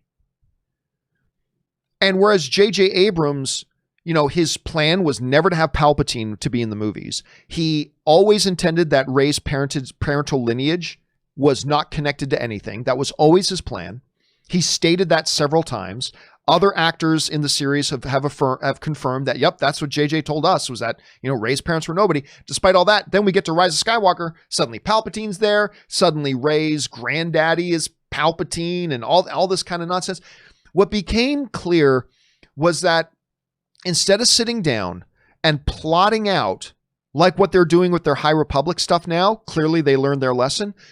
But instead of sitting down and planning out, this is what the new 3 films are going to do, they decided to say, screw it. Let's just make one movie and then see what happens with the next one. And then we'll make it up as we go along. And then once we've done the second one, then let's go into the third one and we'll just make it up as we go along again. And you can get away with that. I said this before, even like in professional sports, you can wing it for a while and have some success. Again, I thought the Force Awakens is fantastic. I think The Force Awakens, other than the original Star Wars trilogy, I think The Force Awakens is the best Star Wars movie that's ever been made, other than the original trilogy. I thought it was great. And I like the Last Jedi. There's certain things about it I really don't like, but and there's a lot of people who don't. You can wing it for a while and maybe even have some success, but eventually winging it, not having an overall plan, or in sports, not having an overall game plan, it'll catch up to you. Maybe it'll catch up to you real quick. Maybe it'll take a little while, but it will catch up to you. And I think that's ultimately what happened with the new Star Wars saga, is that by the time you got to the Rise of Skywalker, and you watch the Rise. And by the way, there are some of you watching this video that really liked Rise of Skywalker. And I'm not trying to take anything away from you and your enjoyment of that movie. That's awesome if you loved it. That's great. I celebrate that. I didn't have the same experience though, unfortunately. And I think for me, what happened with Rise of Skywalker was the end result of them winging it. It caught up to them. Them not having a plan caught up to them. And it left, in my opinion, the Rise of Skywalker in a real mess. And I did that editorial video kind of laying out, as somebody who was a fan of the Disney Star Wars films, This is why this one failed for me. And there's that. So again, it's difficult for me to answer the question, Eddie, because I like the new Star Wars movies, other than The Rise of Skywalker. I like the DCEU. So I'm just going to say the big problem to me was that in the Star Wars saga, their complete lack of any advanced planning eventually caught up to them. And that's just kind of my take on it. Anyway, thanks for writing in, man. Damo Davies writes, Cineworld has postponed. Is this the same question? Nope. Different person. All right, Damo Davis writes, Cineworld has postponed its opening from the 10th of July in the UK until the 31st of July, citing the delay in new movies. I was so looking forward to going back to the cinema. Hope this is nipped in the bud soon. Oh, dude, you and me both, brother. I have been so excited about going back to the movies. Like seriously, going to the movies every day. I've talked about this a lot, but every day that I'm able to wake up and know that I'm going to the movies sometime that day or that night is a good day for me. Seriously. Doesn't matter if I'm going to a press screening or going to the opening weekend of some new movie. Doesn't matter. When I wake up in the morning knowing it's a day that I'm going to a movie theater, it's a good day. Seriously, I wake up with a little bit more of a skip in my step, and my whole day is about counting down to when I get to go to the movies later. Even when it's a movie I may not be excited about seeing. Even when it's a movie I may not be excited about seeing, I get excited about going. So here's hoping, man. Here's hoping. All right, next up. Damo also writes, if you ask anyone in the UK what movie they know John Lithgow from, they will usually answer Santa Claus, the movie from 1985 starring Dudley Moore. This is because of repeated screenings on Christmas morning every year on network television. That's interesting that you'd say it, because to me, like when I think of Jonathan Lithgow, if you're old enough, when I think of Jonathan Lithgow, and what I think a lot of people, at least in North America, when you think of Jonathan Lithgow, Harry and the Hendersons. I mean, that's the first thing my mind goes to. By the way, speaking of Jonathan Lithgow, I just started watching that new HBO series, Perry Mason. I don't know if any of you guys have watched it yet. It's awful. Now, granted, I only got 1 1/2 episodes through. I got through episode 1 and I got halfway through episode 2. It's awful, which sucks because I like all the actors involved. I forget the actor's name, but it's the same actor who was just in that Mr. Rogers movie with Tom Hanks. He was actually the lead guy in it. It's got like the brother character from Boardwalk Empire. It's got Jonathan Lithgow. There's a lot of faces in there I really recognize. I love the time period that it takes place in, but it's not Perry Mason. Like, I grew up watching reruns of Perry Mason. I don't know, for whatever reason, when I was younger, I loved these reruns of these law shows. Like, I liked Matlock when I was a kid. I liked Matlock. I watched these old black and white Perry Mason reruns, stuff like that. It was not Perry Mason. There's nothing remotely similar to Perry Mason. They just should have made a 1930s Private Eye show and called it something else. I don't know why they called it Perry Mason. Anyway, that being said, when I think of Jonathan Lithgow, I go to two things. I instantly go to Harry and the Hendersons. Other than that, I go to the dad in Footloose. That's the other place my mind goes, is the dad in Footloose. I also can think of him as a villain in Cliffhanger or whatever. And then a lot of people think of him as from Third Rock. A lot of people remember him from Third Rock or think of him from Third Rock or whatever. He's just one of the best. John Lithgow is just simply one of the best, and he continues to be one of the best. Anyway, thanks for bringing that up, man. Okay, next up. The Wakandan Forever writes, super powerful scenes. Number 1, Black Panther UN speech. That's not even my favorite. I wouldn't even, to me, that's not even in my top 2 or 3 favorite scenes from Black Panther, but it is a good scene. It is a good scene. We are all one tribe. Anyway, number 2, Magneto's origin. Absolutely. The opening scene of the first X-Men movie, one of the best scenes in any comic book movie ever to this day. Number 3, Superman kills Zod. Number 4, Spider-Man dusting. Number 5, Tony Stark. Because Spider-Man dusting became irrelevant because they just brought him back. Number 5, Tony Stark's funeral. Again, that'll be made irrelevant because eventually Tony Stark's coming back. Number 6, Logan's burial. Number 7, Charles and Eric's move the satellite dish. I like that scene too in First Class. Number 8, Thanos kills Gamora. Completely made irrelevant because they just brought Gamora back. Nightcrawler, Mystique talk. That's good. But Nightcrawler, just like the opening scene in the first X-Men film with Eric, the opening scene of X-Men 2, where Nightcrawler assaults the White House, at the time, we had never seen anything like that in film. At the time when X-Men 2 came out, we had never seen anything like that. That opening scene of Nightcrawler attacking the White House, absolutely awesome. Of course, but the Nightcrawler Mystique talk was also very good. I never 10 kneel before Zod tears. Those are a bunch of good ones there, Wakanda Forever. Those are a bunch of good ones. All right, Matsiv Jada writes, only thing that will open the theaters is you releasing the breakdance to I'm Han Solo. Come on, John, show us those movies. Oh, no. Those VHS tapes of my breakdancing days are very safe and secure, buried in a box at the Campea Ranch, much like the Ark of the Covenant at the end of the Raiders of the Lost Ark being put in that box and put in that endless warehouse, never to see the light of day again, never to see the light of day again. All right, Jordan Genovese writes, one of two. Hey, John, as cinemas open up again tomorrow, I can't wait. Oh, so you have some theaters opening up by you tomorrow. That's great. They'll be playing The Dark Knight Rises, and Bohemian Rhapsody, just to name a few. I never got to see Bohemian Rhapsody on the big screen, and watching it for the first time recently, I even said I wish I saw that on the big screen. As I'm not sure exactly how it works, my question is, do these re-showings on cinema screens contribute to its overall box office gross? And what movie would you want to see in cinemas that you never got to see before? Thanks. Well, it all depends. These are very unique circumstances, right? The movie studios need the theaters to reopen and get the gears moving again. Now, under normal circumstances, yes, when a movie plays in theaters again, it counts towards its box office, as well it should. When it does a re-release or whatever, normally. I don't know what this particular unique set of circumstances, how this affects things. Because, I mean, I've got a feeling, I don't know this for sure, but I've got a feeling that the studios are just letting the cinemas put whatever movie they want on their screens right now. Because the studios need people coming back to the movie theaters and to ramp up for when the new movies come out again. So, and I don't know this, but I've got a feeling this is probably not a normal situation.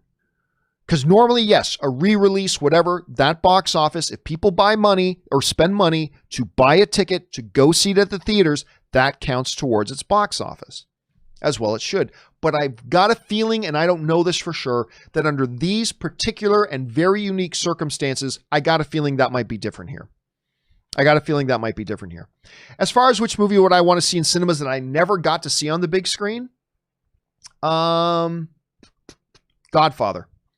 I've never seen The Godfather on the big screen. A lot of the other classics, River Kwai, Lawrence of Arabia, Ten Commandments, Spartacus, a lot of those movies I've had opportunities to see on the big screen with special screens. I've never seen the Godfather movies on the big screen, though. So I think that's one I'd like to go see, Jordan. Anyway, great question, man. All right. This is going to be the last question I'm going to take, guys, before taking a short break. We've been going for about an hour and a half now. I need to give my voice just a little bit of a rest. I need to go and refill my drink. So I'm going to take like a 2 or 3 minute break here once we get through this anonymous viewer's question. And we start with one of two.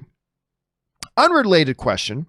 You've stated before that you don't think films and shows will be affected by COVID unless they quarantine and are tested, as it seems to work out fine for the UFC. Well, many cases have been coming out of the UFC players. No, they have not. It's a very, very, very small, and none of them have been as a result of the UFC events. That's a very important thing to keep in mind. Nobody's caught, to the best of my knowledge from all the stuff that I've read, nobody has caught COVID-19 from a UFC event going on. And it's only been a small number of cases. And showrunners of many shows have even stated they will have to rewrite scenes. No, not many, a very select few. And that's an important distinction. There's a difference between many and a very select few. When you look over the hundreds of showrunners for all the different shows that are running, stuff like that, it is a very small select few. But it's just important we be clear about that. I'm not saying it's just one or two, but it is not many. It's not many. Anyway, showrunners even stated they will have to rewrite scenes, including less hand-to-hand fighting, less contact in love scenes, etc., depending on how comfortable the actors feel. How do you think this will affect the filming of shows and films? Very minimally. Very minimally. If they are taking the proper safety precautions. Again, there are... what movie was it that we were just saying is starting? It's Jurassic World. Jurassic World Dominion is starting up again. Warner Brothers has invested $5 million into safety procedures on set.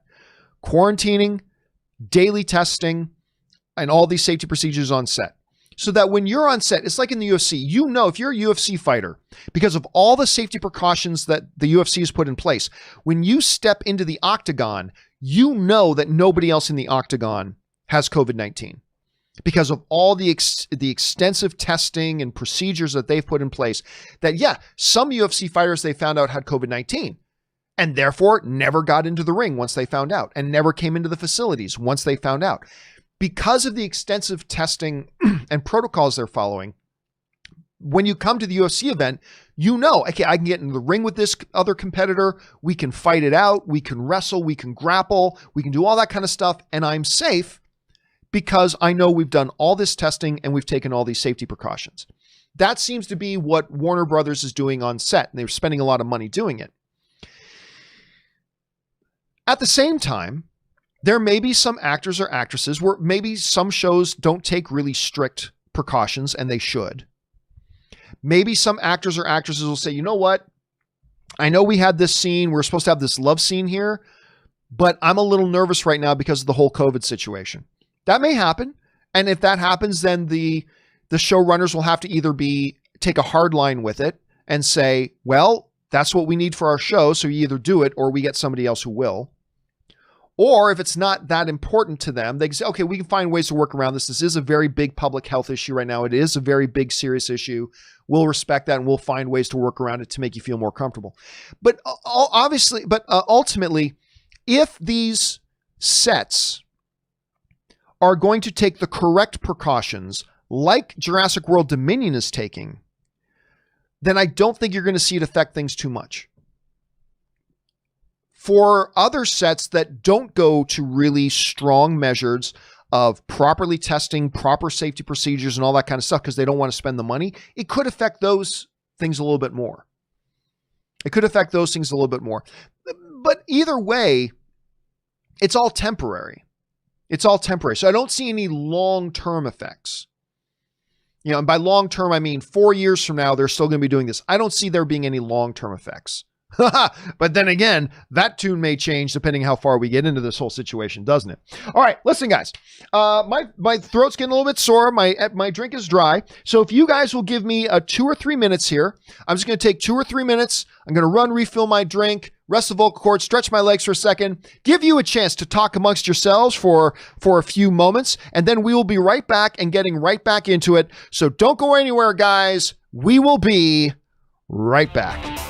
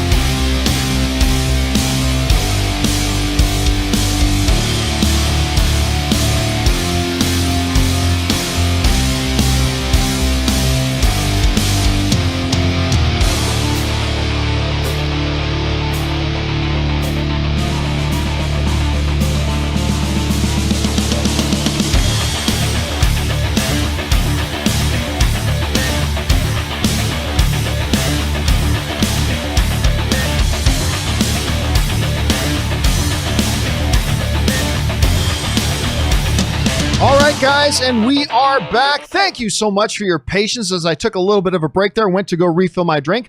Now let's jump right back to it and start getting on with things here again. And we are going to go with...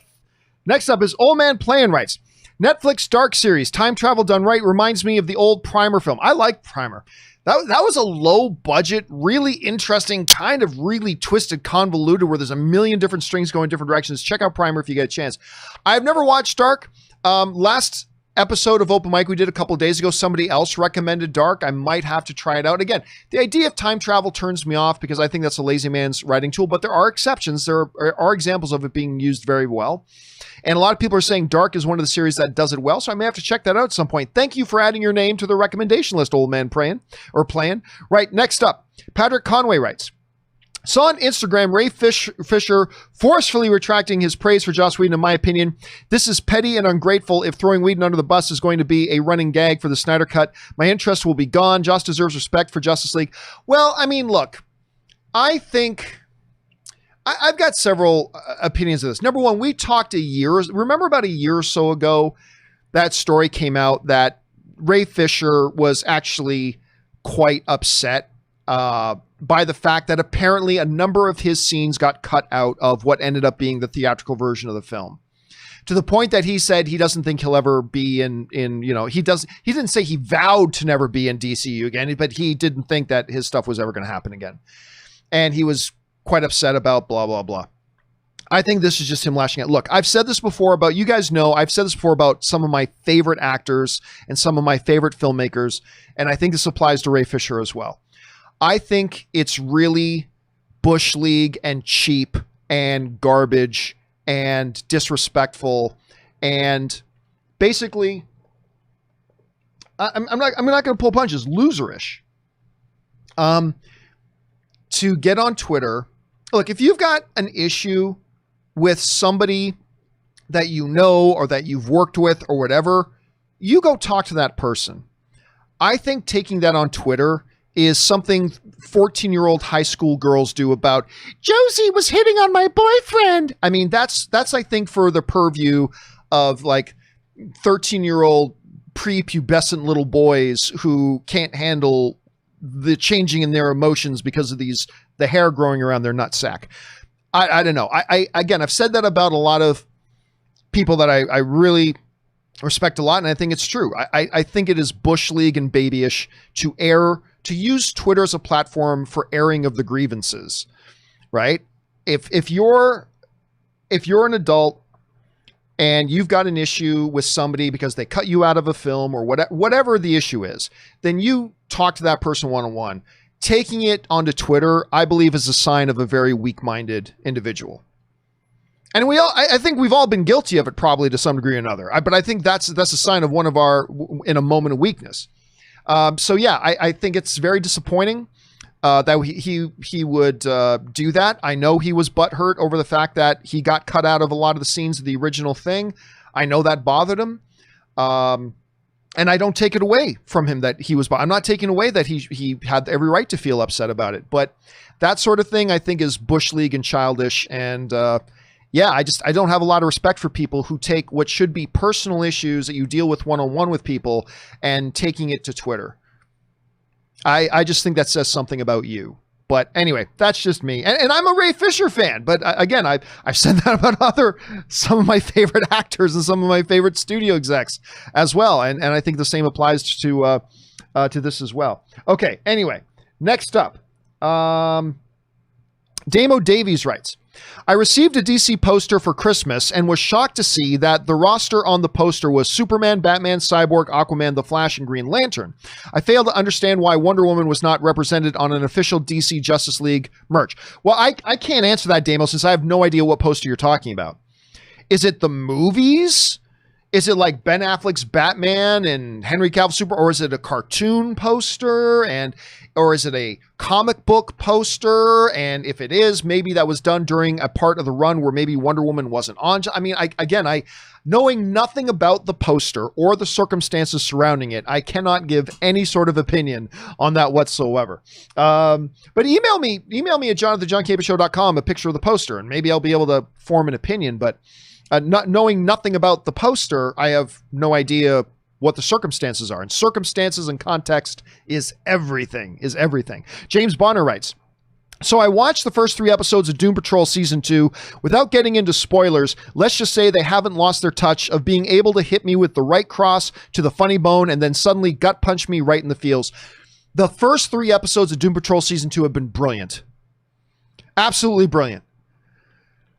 I mean, they're going from everywhere from a girl dealing with substance abuse problems to making tough priority decisions to one dude, to 2 different individuals in different ways dealing with the guilt and pain of how they failed their children, right? These super deep, actually there's 3 characters dealing with in 3 very different ways their failures as a parent and how they failed their kids and how they're each now dealing with the failures they had as parents, all while dropping 75 F-bombs and having dudes beat up miniature mice.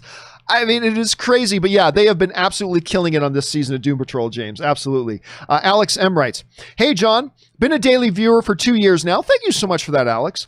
Just wanted to say thank you for motivating me to get off my lazy butt and go after my dreams. With extra time in quarantine, I started writing a book and just passed 30,000 words. Nicely done. Not much, but I am proud of it. Listen, that's what we're always saying around here, Alex. And number one, good on you for actually doing it. Too many people talk about wanting to do something and they just sit on their ass and wait for somebody to come walking along and hand it to them. Instead, the real success stories, the real people who get things done, the people who achieve are the ones who actually start doing it.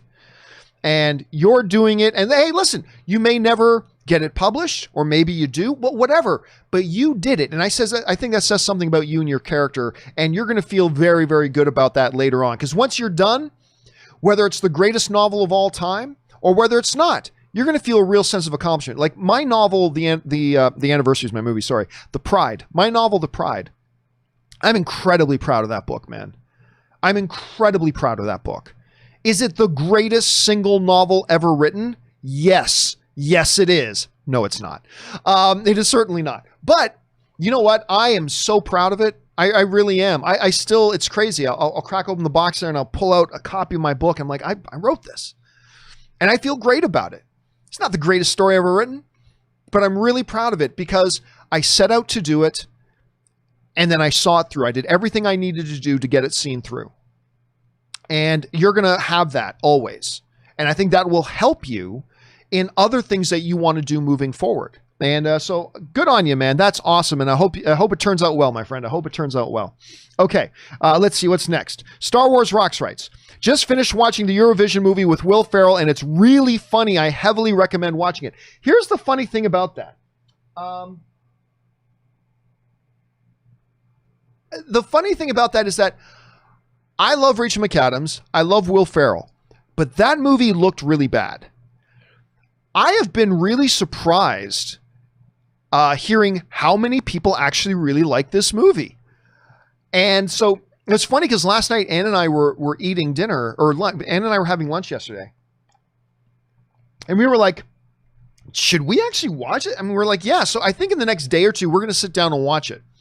Because I'm like, I don't want to have my heart broken by a bad Will Ferrell and Rachel McAdams movie because I like both of them too much. But then I started hearing like pretty decent things about it. So I'm like, okay, I'm down.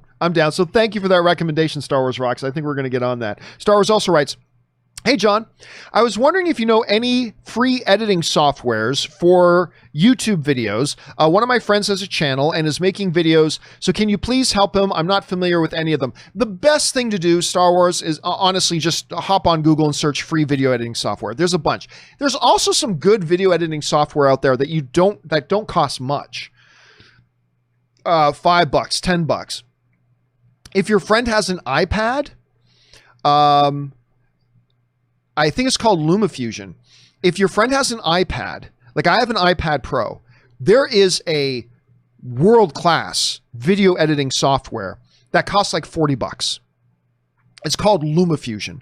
I'm not going to say it is as good as Adobe Premiere Pro. I am not saying it is as good as DaVinci Resolve.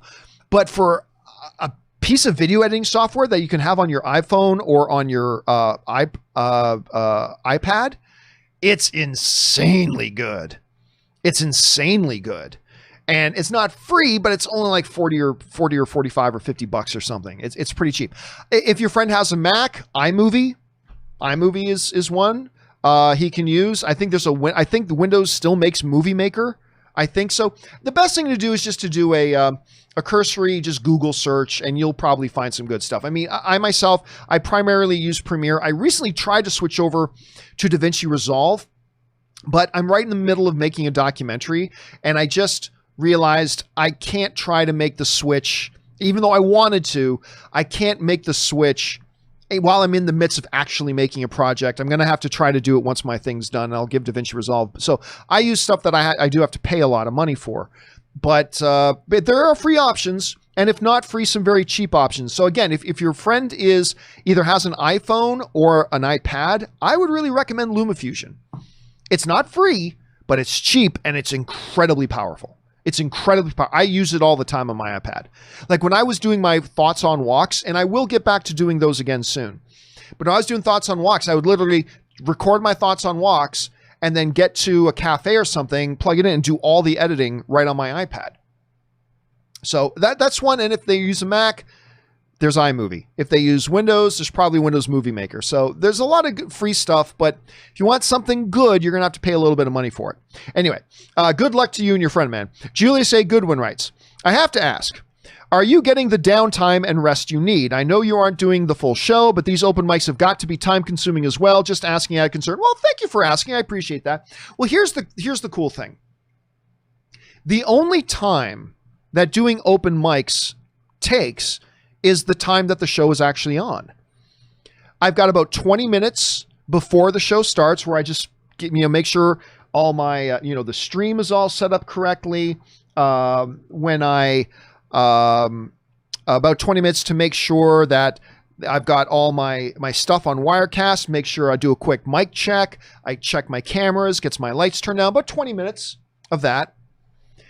And then it's just hit stream, record, and when I'm done, I'm done. It's not like doing the John Campea Show, which is literally about 10 hours of prep time between, going through hundreds of email submissions, going through all the various different news sources, narrowing it down to the stories that we're going to cover, researching all the stories, doing all the graphics to get ready, setting up the 30 to 40 shots that we have in a Wirecast project to make sure it's all ready to go.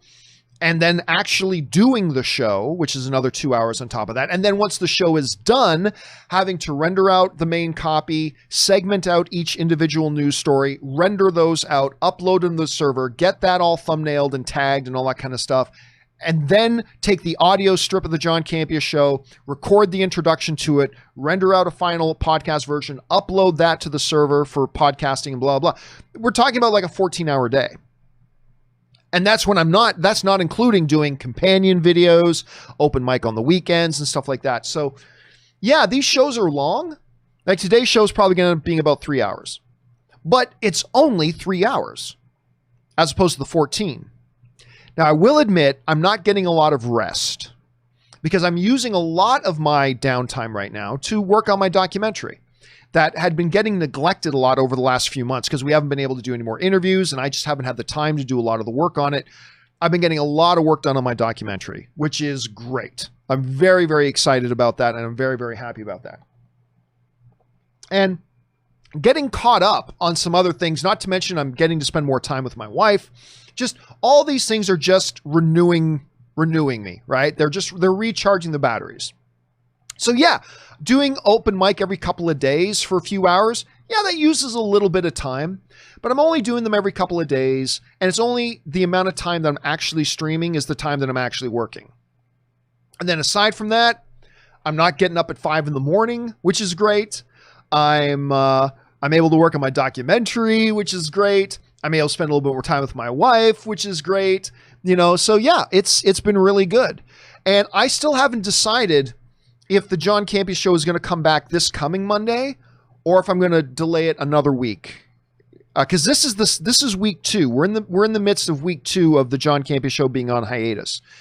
I might make it 3 weeks, or I might just leave it at 2 weeks and start up the John Campea Show again on Monday. I'll decide that probably by Thursday. I'll make a decision. But yeah, man, I've been feeling the batteries getting recharged. I'm nowhere near as burnt out as I was a week and a half ago. So it is going really well. And I appreciate you asking about that, Julius. Thank you. All right. Brad C. writes, just wondering if you listen to podcasts. I listen to many podcasts. Being a Scrubs fan, I think you would like Fake Doctors, Real Friends. That's Zach Braff and Donald Faison that do that one together. By Zach Braff and Donald Faison. Second favorite podcast behind the John Campea Show. P.S. Love Slither. Oh, I'm glad you love Slither. We were talking about Slither on the last show. That's my favorite James Gunn film. I love Guardians of the Galaxy. I love it. But Slither, to me, is James Gunn's masterpiece. I love Slither. Anyway, let me see if I can bring this up here. I don't know if I'm going to be able to find it anywhere. Hold on a second. John Campea, Zach. Okay, hold on a second. Let me see if I can get this on screen. I like Zach Braff a lot. I am a Zach Braff fan. And let me see if I can get this on screen here. I'm a Zach Braff fan. There's actually me and Zach. I got to say, this was about 10 years ago, 11 years ago, where we were at an event for his. This is at the Toronto International Film Festival. And I got invited to this special screening of his new movie. And we had this after thing. And he was a little bit drunk. You can probably see his eyes are a little bit glassy. Zach was a bit drunk. Zach was a bit drunk in this picture. But he was super fun. He was super fun to be around, and a very cool guy. And I loved Scrubs, and I loved him on Scrubs, and him and Donald Faison, one of the best bromances in television history. So I saw they started doing it, and I haven't started listening. Most of the podcasts I listen to are movie and entertainment based. Mostly though is tech stuff. Like I listen to a lot of tech podcasts because I'm a tech head, right? So those are most of the podcasts. I do listen to some other ones, some sports podcasts I listen to, whatever. But there are 2 podcasts that I really want to start listening to. One is Fake Doctors, Real Friends with Zach Braff and Donald Faison. The other one is, why am I forgetting her name? She played Pam on The Office. Anyway, the girl who played Pam and the girl who played Angela on The Office I think it's called Office Ladies or Ladies of the Office or something like that, where they literally have an office podcast. These are 2 podcasts I have not started listening to yet, but I am damn sure going to start listening to, because I've had both of those on my radar for a bit and I want to start listening to them. I just haven't really had an opportunity yet, but I really do want to listen to both of those. Thanks for bringing that up, Brad. Okay. Next up, Jenna Fisher. Thank you. Jeremy Tishabu in the live chat. Jenna Fisher is the girl who played Pam. Yes. And the girl who plays Angela, her real name is Angela. I just can't remember her last name. But yeah, I want to hear that podcast for sure as well. All right. Next up, Saberwolf writes, hey, John, I know you didn't like Young Guns very much. I didn't mind Young Guns. I didn't mind it. It's just, I'm not psychotically in love with it like some people I know are, but I didn't mind Young Guns. I know you didn't like Young Guns very much. I quite enjoyed it. Always liked Emilio's acting in it, but did you know that Tom Cruise had a cameo in it? Blink and you will miss it. He is one of the soldiers that Charlie kills in the big gunfight at the end. No, really? Hold on a second here. Tom Cruise, Young Guns. Is this true? Let me see this.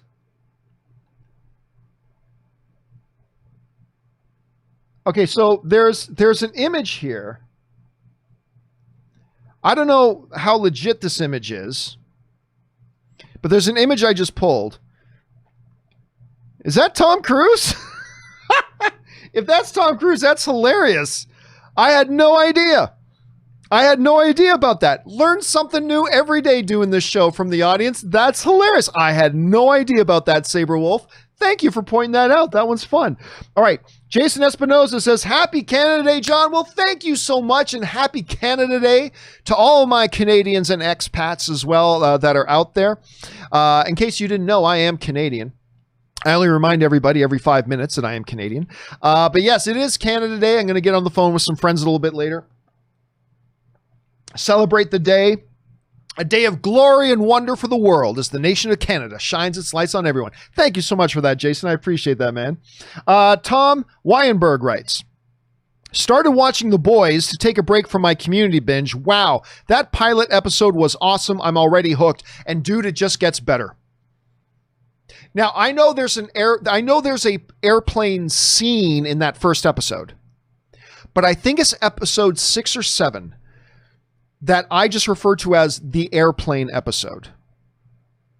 It is one of the best episodes of television I've seen. I'd say a top 10 best episode of television I've seen in the last 5 years. It's so good. And the whole first season is great. You're going to love the first season. But wait till you get to that episode, Tom. It wrecks you. But anyway, it's beautifully acted, beautifully written, wonderfully done. The whole first season is great. I'm glad you got on it, but wait till you get to that episode, Tom. And yeah, keep on with your Community binge as well, my friend. All right, Murray Reich writes, I don't think at this point AMC Regal will reopen in the summer. Many cities across the U.S. are experiencing high cases soaring again, in New York, which was once the epicenter, are taking no chances, understandably. So till things are better, all these U.S. hotspots, I guess that was it. Until things get better, in all these U.S. hotspots. Yeah, I still have hope, Murray. I still have hope. I also, however, have doubts. You know, I'm kind of caught in that position right now where I'm still hopeful, but I have my doubts. And we will see. But yeah, it's also a matter of, are these theaters even going to be allowed to open? Because some people are saying, well, why doesn't AMC just do this, or why doesn't Regal just do that? Well, it may not even be their decision. You know, just like bars in LA. Right now, it's not their choice. They've been mandated to shut down the bars because people are acting like idiots in the bars. And they may shut down more stuff as this stuff starts to peak and hospitals start to fill. I mean, it is crazy. So again, I choose to remain kind of hopeful that, hey, AMC is saying they're going to open on July 31st. Cineworld is saying they're going to open on July 31st. Tenet is saying they're going to open on August 12th. Mulan is supposed to open like 2 weeks after that. I remain hopeful that all that will happen. But I also have my doubts. And you could very well be right about that, Murray. And we'll just see. Fingers crossed. Fingers crossed is all we can do right now. All right, Thomas Doherty writes, John, during this shutdown, I've introduced my 7-year-old to the Generation 1 cartoon. I assume we're talking about Transformers, G1. And he absolutely loves it. After we finished season 1 and 2, I showed him Transformers the movie, and he was heartbroken, but he also loved the movie by the end. Next up, G.I. Joe. There was another one that ran at the time. Yeah, I have never to this day, into adulthood, I have never forgiven Hasbro for that Transformers movie. That Transformers anime movie, to this day, I've never forgiven them. Because it was just the big double effers they gave all of us. Because, man, I bought all the Transformers toys. Bought them all. And how did Hasbro treat me? They said, oh, you love all the Transformers toys. Oh, yeah. Well, guess what, kid? Now they're all dead. They're all dead. But good news, here's all the new Transformers. Time for you to go and ask your mom and dad for an increase in your allowance so you can go out and buy all the new toys because all those old ones are dead. You might as well throw them away, kid. You gotta buy a Cup. Who the fuck is Cup? Doesn't matter, kid. You're gonna love him. He's this old crotchety guy. I'm Cup. Now you're gonna get Blur. Who the hell is Blur? Oh, he talks real fast, kid. You're gonna love him. You're gonna love him. And ooh, how about Hot Rod? He looks like an idiot. Doesn't matter. He's gonna become Rodimus Prime. You're gonna love him, kid. You're gonna love him. I've never forgiven them. And I know a lot of my fellow Transformers fans really do like that Transformers animated movie. I know a lot of them do. And that's great. But I have never forgiven them. Maybe I should go and talk to somebody, but maybe I should go see a therapist. Maybe I need to get past this whole thing, but I have never forgiven Hasbro for what they did in that Transformers movie. But that's just me. All right, next up. Dan Ketchum writes, If the theaters go under, studios are going to have to figure out a way to make VOD work. Some kind of technological fix that lets them change per person viewing, maybe something like Oculus or head counting software similar to our face recognition software. They're foobarred. The studios are foobarred. If AMC and Regal go under, I'm not saying that Paramount goes under. I'm not saying Warner Brothers goes under. I'm not saying Lionsgate goes under. But what I am saying is what they used to be will cease to be. And they're going to have to be. Being Paramount is going to mean something else. Being Lionsgate is going to mean something else. Because the amount of revenue that they generate each year is going to take a massive hit. And they are going to have to recreate themselves into entities that rely on this amount of revenue per year as opposed to this level of revenue per year. It's going to fundamentally change the corporate culture of all the studios. It's going to change them all. I'm not saying they're going to go under. They'll probably survive, but what they are going to have to become is very different from what they are. Because they are going to have to make a big shift to like online stuff that does not bring in anywhere near as much revenue as the theaters do. And they're just going to have to readjust to that new reality. And $200 million blockbusters, kiss those goodbye. Kiss them goodbye. It's gonna foobar a lot of places and a lot of things. I can't even fathom the actual fallout. Like, I don't even want to think about it, but I haven't sat down and really thought out the step-by-step. Here's all the dominoes that are going to fall. If AMC and Regal go under, it's going to set off a chain reaction of dominoes falling that is going to have widespread, massive impact on the movie industry. Huge. And again, I'm not saying Paramount's going to disappear. I'm not saying Universal's going to disappear. I'm just saying that what they are is going to fundamentally go through a transformation. And it's I don't even want to think about it. They need the theaters to open. They need the theaters to open. So we're going to see how this kind of goes, Dan. All right, next up, Evan Ryan writes, "Hey, John, could this be the time where streaming takes over for good?" Again, I mean, streaming may be all that's left, and it's going to kill the movie industry. It's going to kill it. Like, kiss goodbye. Like, there's going to be a lot of things that are just going to go away. Again, listen, the studio system is going to do everything it can to keep the theatrical experience alive. They have to. And the theaters themselves will do everything they can to stay alive and stay in business. And those of us who understand how this the whole thing works economically, we are going to be praying to whatever deities we worship that the theaters are able to stay open and the studios get to continue to do the types of things that they do. But, I mean, we might come to reality. The reality is, if AMC goes out of business, if Regal goes out of business, if Cineworld has to shut its doors or whatever, the studios are now going to be in a position that they are going to lose a huge chunk of their revenue. A huge, massive chunk of their revenue that cannot be recuperated by online streaming. They'll be able to compensate a little bit for it. But if they could make the same amount on streaming that they make in the theaters, they would have made that shift a long time ago. Years ago, they would have made that shift. But they know they cannot get the same kind of revenue in any kind of online streaming model that they get from the theatrical model. And they know that. And because those sorts of dollars come in, they're able to make Avengers Endgame. They're able to make, whatever big grand movie that you love and are excited about. We haven't even begun to realize how it's going to impact the movie landscape. It's going to have a massive impact. I'm not going to say which studio, but I was talking to not the head, but a senior woman at one of the studios.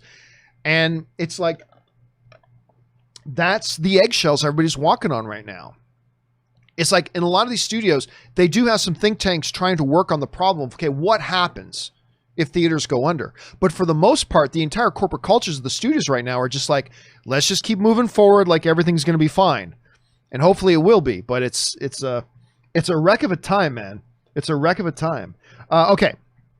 Next up, Russell Amador writes, "Hey, John, not going to lie, with all the delays going around, it's getting me nervous. In San Antonio, the big theater chain Santikos, I've never heard of that. Santikos is open and dominates the area, but it don't mean anything if the big chains aren't open and new movies aren't coming." No, it's true. I mean, it's really cool that there are some areas where some smaller theaters have been able to reopen and play things like Lord of the Rings and The Dark Knight and Back to the Future. And that's a lot of fun. And if my local theaters were open doing that, I'd be there enjoying those. But you're right. None of that actually equals anything unless the major theater chains get open and the big movies can get back into theaters. Like the new release movies are able to start coming out again. Like all this other stuff about, oh, this theater turned their parking lot into a drive-in, and this theater is showing The Dark Knight, which is great. And this theater is selling curbside popcorn, and that's great. But you're right, Russell, the way you word it, it don't mean anything if the big chains can't open and the opening the door for the new movies to start coming out and being released again. If Tenet and Wonder Woman 84 and Mulan and all these things can't get into theaters, none of that other stuff's going to matter. So it's like everybody take a deep breath kind of a situation. All right. Zayn writes, "Hey, John, I hope you all are doing well. Thank you so much. I just saw the film Silence for the first time by Marty Scorsese with Liam Neeson and Andrew Garfield. And who was the other person? I'm freezing right now. Anyway, and wow, it might become my third favorite Scorsese film. It's like meditating and thinking our faith and what it really means to devote to your faith, your thoughts on it." I like Silence very much, as a matter of fact. The problem was... the Silence did not do well at the box office. Actually, it crashed and burned at the box office. It worldwide made $23 million. $23 million it made worldwide. Now, who starred in that? Yeah, it was Liam Neeson. It was Andrew Garfield. I can't remember who else it was. Anyway.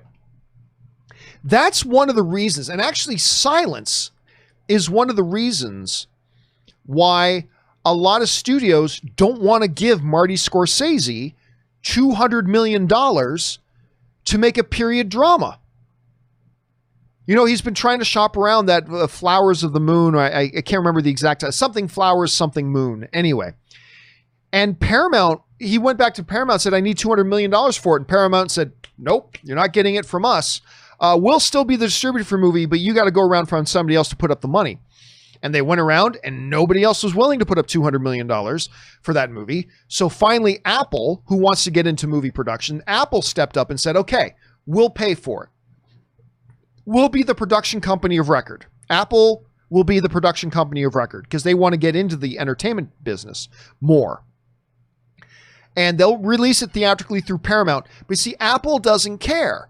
Because Apple, they just want to get into the movie business. They want to have some prestigious, and they don't care that they're going to lose money on it. Apple has all the money in the world. Them and Amazon have like all the money in the world. So they're going to put up the money for it. They're going to lose money on it, and they know that, but they don't care. So they'll put up the $200 million, let it release theatrically, hopefully recoup as much money as we can, and then it's going to be an exclusive on Apple TV once it's finished its theatrical run. It'll go on Apple TV once it's finished the theatrical run. But it's movies like Silence that, like, because some people ask, how could a studio, why didn't the studios want to step up and get The Irishman? Because The Irishman was going to cost $150 million. That meant that movie was going to have to make $400 million to break even. Maybe a little bit more. And studios just did not believe, and they were probably right, that in theaters, that movie would have made $400 million. Netflix didn't care about that. Netflix is just trying to compete with all this theatrical stuff, so they put up the money and all that kind of stuff. Now Apple's putting up the money. But at some point, you can't keep doing that.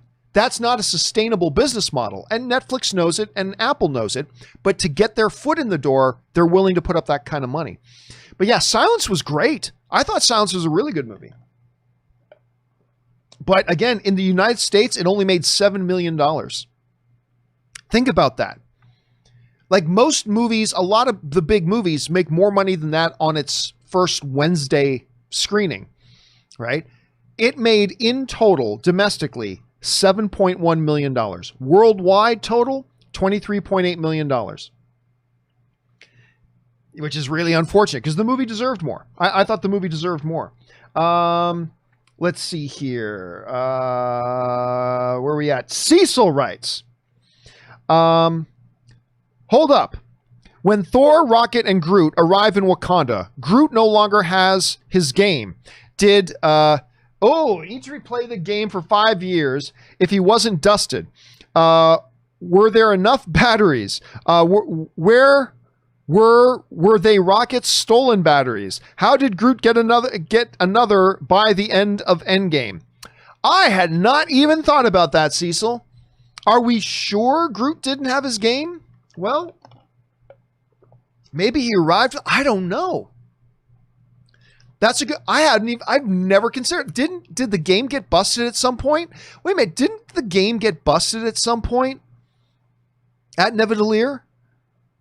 Didn't it not get busted there? That's one of those little details that maybe you notice only after your 43rd watching of Endgame. I hadn't thought. See, now, Cecil, you've set me on an exploration. Now I'm going to have to go. I'm going to have to go back and go through frame by frame, meticulously investigate this to see where was it, what happened to that game. I hadn't even thought about it. But now you put it on my radar, so I'm not going to be obsessed with that. All right, Cecil writes, that was me asking the dumb Groot question. Forgot to include my name. When are you guys... No, you included your name there. When are you guys moving? Will you be able to do so during your hiatus? Oh, well, the very, very, very earliest that we would be moving, Ann and I, the very, very earliest that we would be moving to Seattle is probably end of October. Because... Amazon, because my wife now is the senior program manager of Amazon. My wife, Amazon's offices are not open. So they've got everybody working from home. And as of right now, the plan is not to open them again until I think mid to late October. So at the very earliest, it would be October. So we're still at like 3+ months away, and it could go with all the spikes going on. It could go into 2021. So we're not moving anytime soon. And who knows? Maybe they go, hey, Ann's been able to do her job great working from home, so she can just work from home. And maybe we don't end up moving to Seattle. I mean, I don't know. That's a possibility now as well. But at the very, very earliest, Ann would move to Seattle in mid to late October.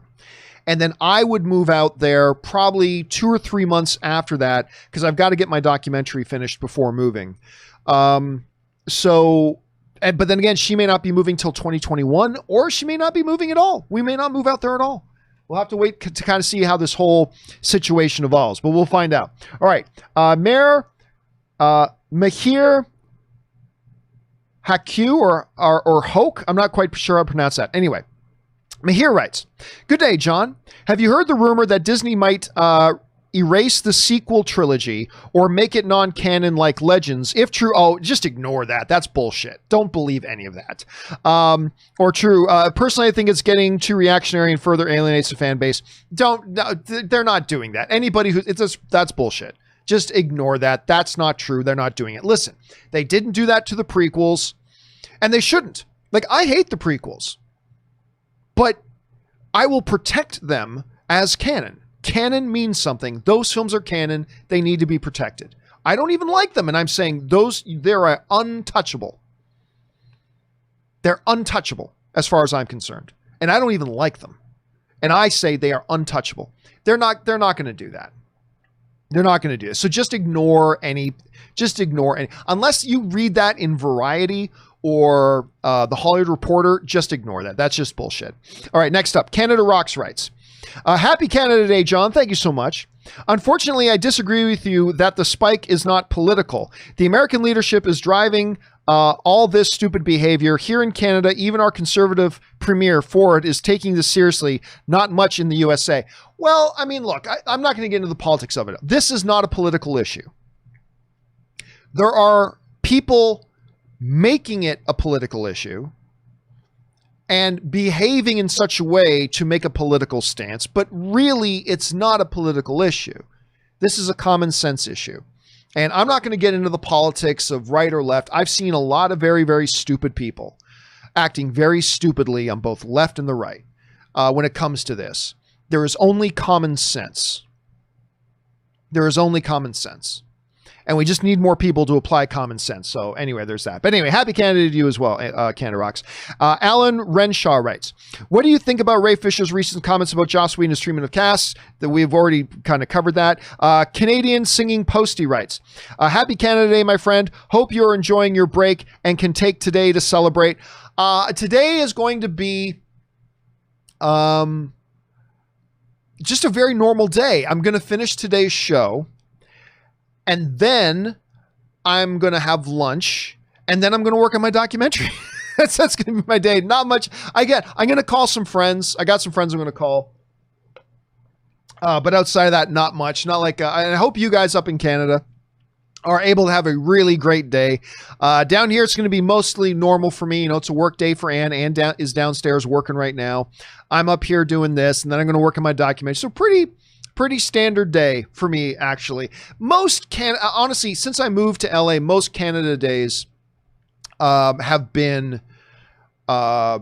pretty inconsequential because I don't really have anybody here to celebrate a Canada Day with, right? So I have a lot of my friends here who will wish me happy Canada's Day, but there's not a lot of festivities going on. So it is what it is. But I hope you guys have a fabulous time, man. All right, Evan Ryan writes, an underrated boxing movie performance is Jake Gyllenhaal in Southpaw. Yeah, I didn't love the movie, but his performance is great. His performance is great in that. And, you know, it's one of those movies where the trailer pretty much gave the whole movie away before you ever saw it. I mean, there are literally scenes from the ending of the movie in the trailer. I mean, the trailer takes you through everything in that movie. It's kind of crazy. And I didn't think the movie was great overall, but Gyllenhaal's performance, you're absolutely right, Evan. Gyllenhaal's performance was fantastic. It really was. Unfortunately, like a lot of really good performances in mediocre to poor movies, they get overlooked because the movie itself wasn't all that great. I'm not saying Southpaw was bad, but it wasn't all that great, unfortunately. And there are people who love it. It's all subjective. But yeah, that's probably why Gyllenhaal's performance gets overlooked, because the movie itself wasn't all that memorable. But there's that. Stan Marsh writes, 1 of 4. I know you don't like answering these questions, then why ask? I know you don't like to answer these questions, but I'm only asking out of curiosity. What do you think of my fan cast for the live? Oh, I can tell you right now, if the actor is a good actor you're going to suggest, then sure. That's all I care about. So let's go into it. What do you think of my fan cast for a live action remake of The Hunchback of Notre Dame so far? Directed by David Fichtner, rated PG-13, Christy Carlson Romano as Esmeralda, Nicholas Hoult as Quasimodo, Armie Hammer as Phoebus, Sacha Baron Cohen as Clopin, Bryan Cranston as Victor, Jason Alexander as Hugo, Susie Essman as Laverne, Terrence Stamp as the Archdeacon, Alan Rickman as Judge Frollo, R.I.P. Can I do it? Sorry to make you answer this kind of question. Just curious, what do you think? Same answer as always, Stan. If it's a good performer, then sure. That's it. That's all I care about. I don't do X actor in X role things. So, hey, yeah, Alan Rickman is a great actor. So you could suggest him for anything, and I'd go, sure, yeah, that works. You know, Sacha Baron Cohen is actually a really good actor. We found that out in Les Mis. We found that out in the Marty Scorsese. Well, why am I forgetting the name of the Martin Scorsese movie that Sacha Baron Cohen is in? He might have gotten an Academy Award nomination for it. Anyway, Sacha Baron Cohen is actually a pretty good actor. He's a good actor. So, yep. We all know Nicholas Holt's a good actor. Sure, we know Bryan Cranston's a good actor. So, sure. Sounds good. Why not? But that would honestly be my answer, as long as you didn't put up somebody in there who I just don't think is a good actor. As long as it's somebody who's a decent to good actor and is good talent, Sure, why not? Sounds good to me. I am very curious about their live action thing, though. I gotta say, I am very curious, Stan, about what they're going to do with this live action and kind of what direction they're going to go. Are they going to make it musical, like some others? Are they going to make it non-musical, like they're doing with Mulan? I'm very curious because I think this could be a really good story on the big screen in a live action environment. It all depends on the approach that they're going to take, and it's going to be really curious to see which way they go with it. All right, thanks for writing that in, Stan. All right, Ryan Tylen Zaire sends in $20. Thank you so much for tipping that much, man. And listen, because you tipped in $20 or more, we're going to, in the next couple of weeks, we're going to segment out this. We're going to segment out this question and put it up as its own standalone video in the coming weeks. Keep your eyes open for that. So, and thank you for supporting the channel on that level, Ryan. All right, Ryan writes, John, why do you think that Disney is not making a Darth Vader / Anakin movie? Because it's pointless. There's no point in doing it. Also, do you think that Disney is deleting the sequel trilogy as they have shown zero interest in further exploring the era? Love your channel and thank you for lining us. Well, we've already kind of addressed that. No, they're not going to be deleting the sequel trilogy. Just anybody who suggests that, it's ridiculous. I mean, weirder things in the world have happened and maybe we'll be shocked sometime, but no, they're not. That's just nonsense. So don't even pay attention to that. Why don't they make a Darth Vader Anakin movie? Because what's the point? I mean, my feeling is I have no interest in stories that go backwards, right? No interest in stories that go backwards. I mean, so there's really nothing to tell with the Darth Vader. If they did a Darth Vader movie, all it would be is pure fan service to do so. Now, don't get me wrong. If they announce tomorrow they're making a Darth Vader movie, well, then of course I'm curious. And of course, I'll be there opening day to see it. But I don't see there being much purpose to it. I've already think they've gone backwards enough with the Anakin Darth Vader character. Like, how many Star Wars movies have had Vader / Anakin in them? Tons. We don't need any more. But that's just kind of my feeling. Now, to be fair, I also felt that way before about Obi-Wan. Like there was a time that I had no interest in doing another story going backwards with a character we already know and covering more territory there.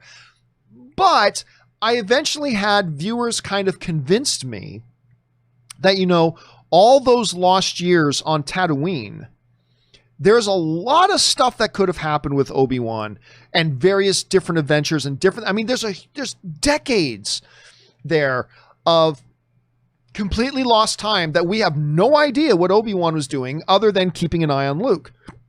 We have no idea what's going on. Did he get involved with the Hutts? Did he ever have to travel off-world to face a threat that could have been threatening Luke's existence and the knowledge of his existence on Tatooine that he had to go and address?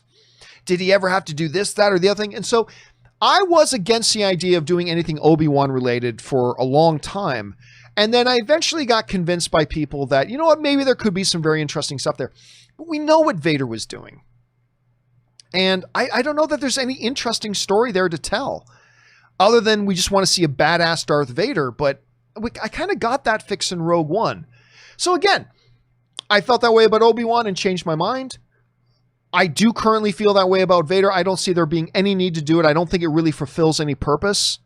But I'd be lying if I said I wouldn't be there and be curious. But ultimately, I think the reason they don't is because there's really no need or reason to do it.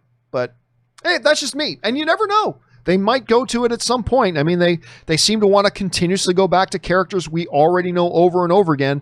Instead of expanding the universe, they keep wanting to shrink it. So who knows? We'll have to wait and see. All right. Ryan also writes in, hey, John, I've been watching movies like Argo. Love that movie. Go Argos. Anyway, and one thing I have noticed is the very negative picture these movies make of Iranians. Having studied history, I know that this is a false portrayal of Iranians and their history. What is your opinion? Well, I mean, I don't know. I think, listen, especially if you look at a movie like Argo, Argo happens in a very specific setting and in a very specific circumstance where very specific things were happening. And no matter, when you do that with any situation, you can't assume that the filmmakers or the storytellers are trying to paint a broad picture of an entire people group. They're just telling the story and event of one thing. And in that one thing, certain things happened. But that's not necessarily them, I don't believe, trying to paint with a broad brush all people of that ethnicity. I don't think that's the case. I mean, there are certain stories you can watch where, you know, it happened in a very specific case, in a very specific circumstance where Canadians don't look very good. But I don't believe that was the storytellers at all trying to paint this broad picture that all Canadians are this all the time. I don't think that's the case. You know, you watch Mississippi Burning. If you go and watch Mississippi Burning, Americans don't come out looking so good in that movie. But that wasn't the filmmakers trying to brush all of Americans all the time as one thing. But in that very specific story, surrounding that very specific circumstance, in that very specific narrative of Mississippi Burning, America didn't look so good. And Americans don't look so good. I mean, a lot of us would think of Americans like Willem Dafoe says, what is wrong with these people? You know? So I don't necessarily think that that's the case. So I think you've got to be able to separate that out. And I think most people can. I think Argo is a brilliant movie, by the way. Of course, I think Argo looks brilliant. The hero of Argo is the Canadians. The Canadians are the heroes of Argo. But I mean, so obviously I'm a little bit positively predisposed towards it.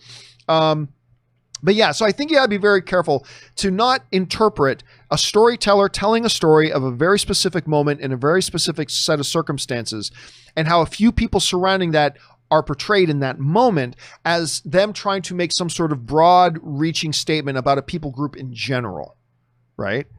So that would be my, I mean, you're just asking me off the cuff and I'm just answering off the cuff. Like I've given no preparation to this answer, but that would be my general feeling on that, Ryan. That would be my general feeling. That interesting question though. Good question. All right.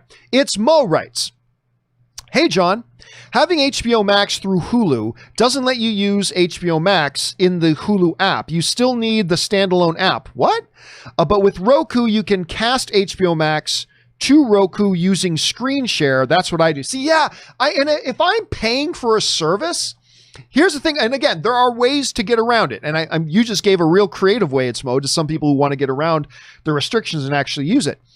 But to me, if I'm paying for a service, I don't want to have to jump through a bunch of hoops. I don't want to have to do a big song and dance and do the twirl and then duck under this and then to put a pirouette on this and all that. If I'm paying for a service, boom, there it is there's the app right there on my platform. Click, use it, right? I shouldn't have to go through a whole bunch of hoops for a service that we're paying for, right? I mean, again, if HBO Max right now was important enough to me to do it, maybe I would. But right now, HBO Max isn't that important to me. I want to have it, but I don't think if I'm paying for a service, I should have to jump through a bunch of hoops. But anyway, that's just me. But thanks for sharing, because you probably just gave a good idea to other people to use it, Mo. That's good on you. All right, Stubble McShave writes, I saw that there's an increase in the networks buying up more international TV programming since they're running out of U.S. produced TV. That's true. Also, be careful with the musical songs. You have enough problems with idiotic copyright claims as it is. It's true. I gotta be careful sitting here and singing, sing once again with me, a strange duet. Content straight. You're right.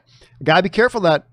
These YouTube algorithms, man, they can pick up the strangest things. And I've been having some... Man, it's serious. I am having more and more issues with YouTube. I'm having more and more issues with YouTube. I mean, between not yesterday, 2 days ago, we tried to do open mic 2 days ago, and we were supposed to launch at 10 a.m. And YouTube just wouldn't connect to my live stream. Just wouldn't connect. And so I had to cancel the show. And then 15 minutes after I canceled the show, magically, now YouTube started to connect to my stream. And I'm like, okay, so we started the show at 11. Then there's this whole copyright claim, a ridiculous copyright claim that Paramount made against me. And I'm still not quite sure how to deal with that and what I'm going to do about it. But it was an absolute abuse of the system that Paramount did. And there's no real mechanism to properly deal with it through YouTube. I've just had a lot of issues with YouTube. One of the big frustrating things for me with YouTube right now is the fact that whenever a show, like today's show is already 2.5 hours, right? whenever a show goes over 2 hours, when we're done, the video only shows the final 2 hours. So like if the show is 2 hours and 45 minutes, when we're done and you go to my YouTube channel to watch the video, you'll only get the final 2 hours. It'll be missing the first 45 minutes until the show finishes fully processing in the background. But that process can take anywhere from a half hour to 6 or 7 hours. I've had people, now it's rare that it goes that long, but I've literally had people write to me, hey, John, it's like dinner time. The show finished 6 hours ago and I still can't watch the beginning of the show. And that's really frustrating. Listen, and YouTube is fabulous. I mean, when you consider what YouTube does and the service they offer, it's crazy. The service they offer for free, it's crazy. YouTube is awesome. Make no mistake, YouTube is awesome. But I've been put in a position lately. I mean, it all started back with that whole, like you have to verify whether your content is safe for kids or not safe for kids. And if you don't designate your video properly, you could get like a $20,000 fine against you. Back when that started happening, and a lot of like toy channels had to go under, I've been like trying to think for 6 months now. Is there another way for me to do the John Campea Show and the various shows that I do, open mic and whatever, on another platform other than YouTube? And I haven't come up with any solutions. You know, I thought about being a subscription service. Like really, I thought about making the John Campea Show only for Patreon supporters. And then I would use another video platform like a Vimeo or something that's very solid, rock solid and reliable. And then only my Patreon supporters get to watch it. And and then I thought about, do I take it to Spotify or do I take it to some, I mean, I don't know. I've tried to come up with these. There's not a lot of good other options out there. So here's just hoping that YouTube really fixes a lot of these problems, these little irritations, and figures out a way to deal with the copyright stuff and figures out a way to deal with a lot of stuff, because it's becoming irritating. But again, I don't want to let the little negatives make me lose sight of the fact that YouTube does a lot of great things. They do a lot of great things. And I don't want to lose sight of that, because I'm able to stream this show to you guys all over the world for free. Right? I don't have to pay YouTube anything for this platform to do this. That's amazing. But I just hope they're able to fix some of those problems, man. All right, next up. Ryan, again, this time a $50 tip. Thank you so much, man, for supporting the channel on that level, man. I'm seriously grateful for that. John, how would a Darth Vader movie directed by Christopher Nolan look like? Would he be able to show the damaged, haunted Vader we all want to see? And do you think there's any chance this could happen? No, I see no chance of that happening. I mean, anything can happen. Anything can happen. But really, no. Christopher Nolan is in a phase of his career right now where Christopher Nolan is doing exclusively Christopher Nolan films. Right? Yeah, he did The Dark Knight. And he did Batman. But that was earlier in his career. And ever since then, he has never touched anything other than a Christopher Nolan original. You know what I mean? Not to mention, when you look at the DNA of a Christopher Nolan film, it's not as extreme as Quentin Tarantino. Because Quentin Tarantino, who is brilliant, I love most of his movies. I just love. But, you know, one thing you can say about Quentin Tarantino is that Quentin Tarantino is in a very narrow lane. And when you watch Once Upon a Time in Hollywood, if you went into that movie and had no clue, was never told once that Quentin Tarantino directed it, you would know in 10 minutes, you would know this is a Quentin Tarantino movie. The DNA of his films are very, very similar. There's a very defined sandbox that Quentin Tarantino likes to play in. That's part of the reason when that story was going around, that Tarantino was indeed, he had pitched a new Star Trek movie and he was even going to consider directing a new Star Trek movie. One of the reasons I was so excited about that was specifically because there's something exciting about the notion of seeing Quentin Tarantino play outside of that very defined sandbox that he likes to play in. To see him really stretch himself, step out of that, and do something really different. So I was really excited about that notion. Christopher Nolan is a little bit similar to that. Like when you're watching a Christopher Nolan film, you know you're watching a Christopher Nolan film. And that's not a bad thing. That's not a bad thing. But I remember back in the day, when we were speculating about who's going to direct, The Force Awakens, who's going to direct the new Star Wars movies, I remember some people brought up Peter Jackson, Steven Spielberg, who I always wanted to see direct a Star Wars film, and people brought up Nolan, and I said, I don't know that Nolan's DNA, as much as I love Christopher Nolan movies, I don't know that Nolan's DNA fits with the Star Wars universe. I don't know that it fits. I don't know that we would get something that felt like Star Wars if Christopher Nolan was directing it. So, number one, Christopher Nolan is only doing Christopher Nolan films. He's at that place in his career right now where he is doing his own movies, period. He doesn't want to go and do other people's franchises. That's what it seems like. So that's probably the biggest roadblock to seeing something like that, is the fact that Christopher Nolan is very, very intent on doing Christopher Nolan original films. Beyond that, as great as Christopher Nolan is, I just don't know that his filmmaking style is a fit for the Star Wars universe. I just don't know that I see that as fit. Like, I think J.J. Abrams is not as good of a director as Christopher Nolan. But I do think J.J. Abrams, despite the fact that I really didn't like Rise of Skywalker, but I always felt like when they announced him, I always felt like his style is more applicable to a Star Wars universe than, say, Christopher Nolan's is, even though Nolan is a better director. You know what I'm saying? So I really, again, we live in a world right now where anything can happen at any time. We live in a world where absolutely anything could happen. But I personally don't see that happening for those accumulative reasons. I don't think Nolan would be interested, and I don't know that it would be a good fit. But you never know, man. Crazier things have indeed happened, Ryan. And again, man, thank you so much for supporting the channel on that level. And you will see this question segmented out into its own standalone video here in the next few weeks. Keep your eyes open for it. Thank you for that, man. All right, next up. The Mommy Daddy Button writes, I'm excited for the Michael Keaton news. However, I am very concerned. He is 70 years old.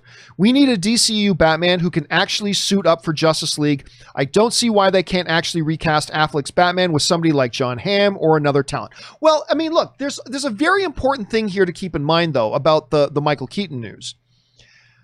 There's literally everything you're reading, ignore it. All we officially know is that he's going to appear. But the source that broke the story, The Wrap, which is a very big, credible outlet, one of the things they said is it's completely unknown right now how big or small of a role. And by the way, they affirmed that it's not even a done deal. But there is a possibility here, according to The Wrap, that Michael Keaton's appearance could literally be 1 5-minute cameo. But John, other places I've written this, and this. Okay, that's fine. But the place that actually broke the story, they're saying we have no idea how big or how small that role might be. And while I'm not saying it's only going to be a 5-minute cameo, it is a possibility right now that Michael Keaton's appearance could literally be no more than a 5-minute cameo in this movie. And he'll have a very, very, very, very, very minor thing to play in the DCU as a whole. It could be something more significant. What my point here is that, Mommy Daddy Button, is that I wouldn't get concerned about anything right now when right now we don't know what the facts are. So don't worry about Michael Keaton being the Batman of the DCEU. Don't worry about that because we don't even know that that's the case. It's probably not the case. And even if he is in something more than just a Flash movie, which we don't know, But again, it could be a minor, he's in one thing for 2 minutes here, he's in something for 2 minutes there. I mean, as of right now, we absolutely have no facts. The only facts we have is that Michael Keaton is talking with DC about appearing in it again. That's all we know. We don't even know that it's a done deal yet. The Wrap was very clear to point out it may not happen. It's not a done deal yet. And then even if it does become a done deal, we don't know what his involvement is going to be. How big, how small, how relevant, how irrelevant. We just don't know yet. So until we know that, I wouldn't get worried about being concerned about this or about that, because right now we could be just getting concerned about something that isn't going to happen at all. Right? We just don't know yet. So let's push those panic buttons. And maybe there are legitimate panic buttons to press, but let's not press the panic buttons until we know a little bit more. Because if he's only going to appear for 5 or 6 minutes in one movie and then 10 minutes in another and then 3 minutes in another, then really there's nothing to worry about him playing anything at this point. But I will agree with you. If we find out he is now the Batman of the DCEU, that could become problematic, because a bunch of people were upset that we even had a guy in his mid-40s playing Batman. I thought that was a great age. I thought Ben Affleck's age playing Batman was perfect. But some people wanted a younger Batman, a Batman that's closer to the beginning of his career. So how do we translate that into a Batman in his 70s? I don't know. But until we know more facts, let's not get too concerned right now, because this could be the coolest thing ever. Or it could be an unmitigated disaster. Until we know more about what the actual context is, let's not get too worried about it. Let's keep our eyes on it, but let's not get too worried about it or think about the worst case scenario right now when there may be no reason to think about it. So we'll see how it goes. All right. An anonymous viewer writes, "Hey, John, big fan. Thank you so much. So I have a local dollar theater near me. Nice. I love those. They do $3 movies, new and classic films. Really? They just announced today that they officially open on July 10th, yet my local Regal won't open until July 31st. What's up with that?" Well, again, we were talking about this a little bit earlier in the show. When you're a big, massive organization like an AMC Theaters or a Regal, it is a much slower thing to get the whole process going to have your chain of theaters up and running. When you're a small little either individual theater or a much smaller chain, it doesn't take as much time. There's much less to do, much fewer things that need to be done to get everything up and running if you're just a small little either individual theater or larger, whereas in the larger theater chains, it's a much, much bigger task to get the whole organization got up to a certain point and ready to open. So we addressed that a little bit earlier, but that's the basic gist of that, Anonymous. Thanks for asking, man. All right, Kevin M. King writes, "What's up, John? Love what you do." Thank you so much, Kevin. I appreciate that. "I've been a fan since the movie blog days." Dude, you're an OG. Like, a lot of people will write and say they've been watching since the AMC days, but you go way back. You go like to the original place, the movie blog days. Talking about great speeches in Lord of the Rings, I think people forget Sam's speech at the end of the Two Towers. There's some good in this world, and it's worth fighting for. That is great. Somebody else actually just brought up a great moment. It might have been the last episode of Open Mic, or it might have been last week. But another viewer, Kevin, wrote in and reminded us of the things. "I may not be able to carry it, but I may not be able to carry it for you, but I can carry you." And then he takes him up on his shoulders and he carries Frodo. That's another great moment that we forget about and we overlook. And I'm one of the guys, because we think about "and Rohan shall answer," and death, and we think of all these great moments. "My friends, you bow to no one," and all these great moments. And there are some, particularly with Samwise, that we overlook, because you're right. There's good in this world and it's worth fighting for. That's great. "I may not be able to carry it for you, but I can carry you." Oh, that's an amazing moment.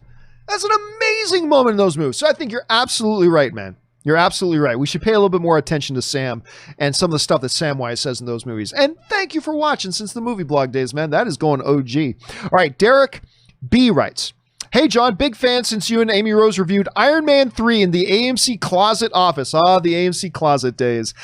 "Thoughts on Zachary Levi playing Hall of Fame quarterback Kurt Warner in a biopic? Is that an actual fact? Is that something, is that a fan casting thing?" Hold on a second. Zach Levi, Kurt Warner. Because if this is true, look at that. It just broke a couple hours ago. I had not known this. Zachary Levi to play football Hall of Famer Kurt Warner in American Underdog, the Kurt Warner story. That, okay. I'm on board. Seriously, because like I am a sports fan, right? I'm a sports fan. Again, this news broke after we started today's show, so I had not heard this. The Kurt Warner story, who was the quarterback of the Rams, they called them the greatest show on turf. They were one of the most exciting offenses ever in football, especially at that time. They were one of the most exciting offenses ever, right? And Kurt Warner was this guy who had no career. He was an older guy. He had been bagging groceries like the year before. Suddenly steps in. He's an NFL quarterback and he starts lighting it up. And he takes the Rams to the Super Bowl. I mean, it's an incredible story. It really is. The true story there. Now he's a great commentator as well. Zachary Levi playing Kurt Warner. And I think that's a great fit. It's a great fit. First of all, I love the idea that they're making this movie because I love Kurt Warner and I love the story behind him. It's a really, really cool story if you go and read into it. So that's great. I love that. Somebody's writing in the live chat. I think Rudy's saying, the poor Titans. Yep, they came that close. That close, the Titans came. But I love it. I just love that they're making the movie. And I'm a big Zach Levi fan. I've been a Zach Levi fan for a very long time. I'm a Zach Levi fan, so him playing Kurt Warner is great. It also makes sense. Kurt Warner is also like a man of faith. Zach Levi is very much a guy of faith. So there's a little bit of synchronicity there for that as well. But just them telling that story, I think, is wonderful. So I love that news. Thank you for letting me know about it, Derek. I love that. All right, next up. David Crabtree writes, one of two. That Ray Fisher tweet was total Bush League. Handle that stuff with Joss in the studio in private. It makes Fisher seem more like he's just trying to get attention. Another sorry example of weaponizing of social media, specifically Twitter. And this may sound cold, but I don't care. Unless some law is broken, when I go to my favorite steakhouse, I don't care if the manager is a jerk to the staff or if he said something insensitive on Twitter 5 years ago. I just want to eat my steak. I mean, look, I don't disagree. I think it is pretty pathetic. Particularly, and listen, I like Ray Fisher. You guys, I've been talking about Ray Fisher. When they cast him as Cyborg, I got all excited because he's a Broadway, theatrically trained actor. I was so excited that they, instead of just going for a big name for Cyborg, they went for talent. And they got a guy like Ray. And I liked his portrayal as Cyborg in Justice League. I did. And I don't think this just applies to him. This whole modern trend, one of the reasons I got off Twitter and why Twitter is totally useless now. And I might go back on Twitter in a month or two or 3 months or 6 months, whatever. But, you know, I got off Twitter nearly a month ago and I haven't missed it one little bit, but it's just this callous, irresponsible, childlike way that a lot of people use Twitter. And yeah, like this whole thing of like, oh, somebody I used to work with. Well, then get on the phone and call them if you got a problem. And if not, just shut up. This whole thing about, you know, I'm going to use everybody look at me. I'm going to talk about this person. It's Bush League. It's childish. It's not a good look. And I've said that about other celebrities too. And celebrities I'm a big fan of. And I just think it's not a good look, but it is the way that a lot of people use social media is now being weaponized. And I think it's gutless. I think it's cowardice. I think it just shows that you're not mature enough to just get on the phone with somebody. If you've got issues, work it out. And then if you can't work it out, well, then that's an issue between you and that person.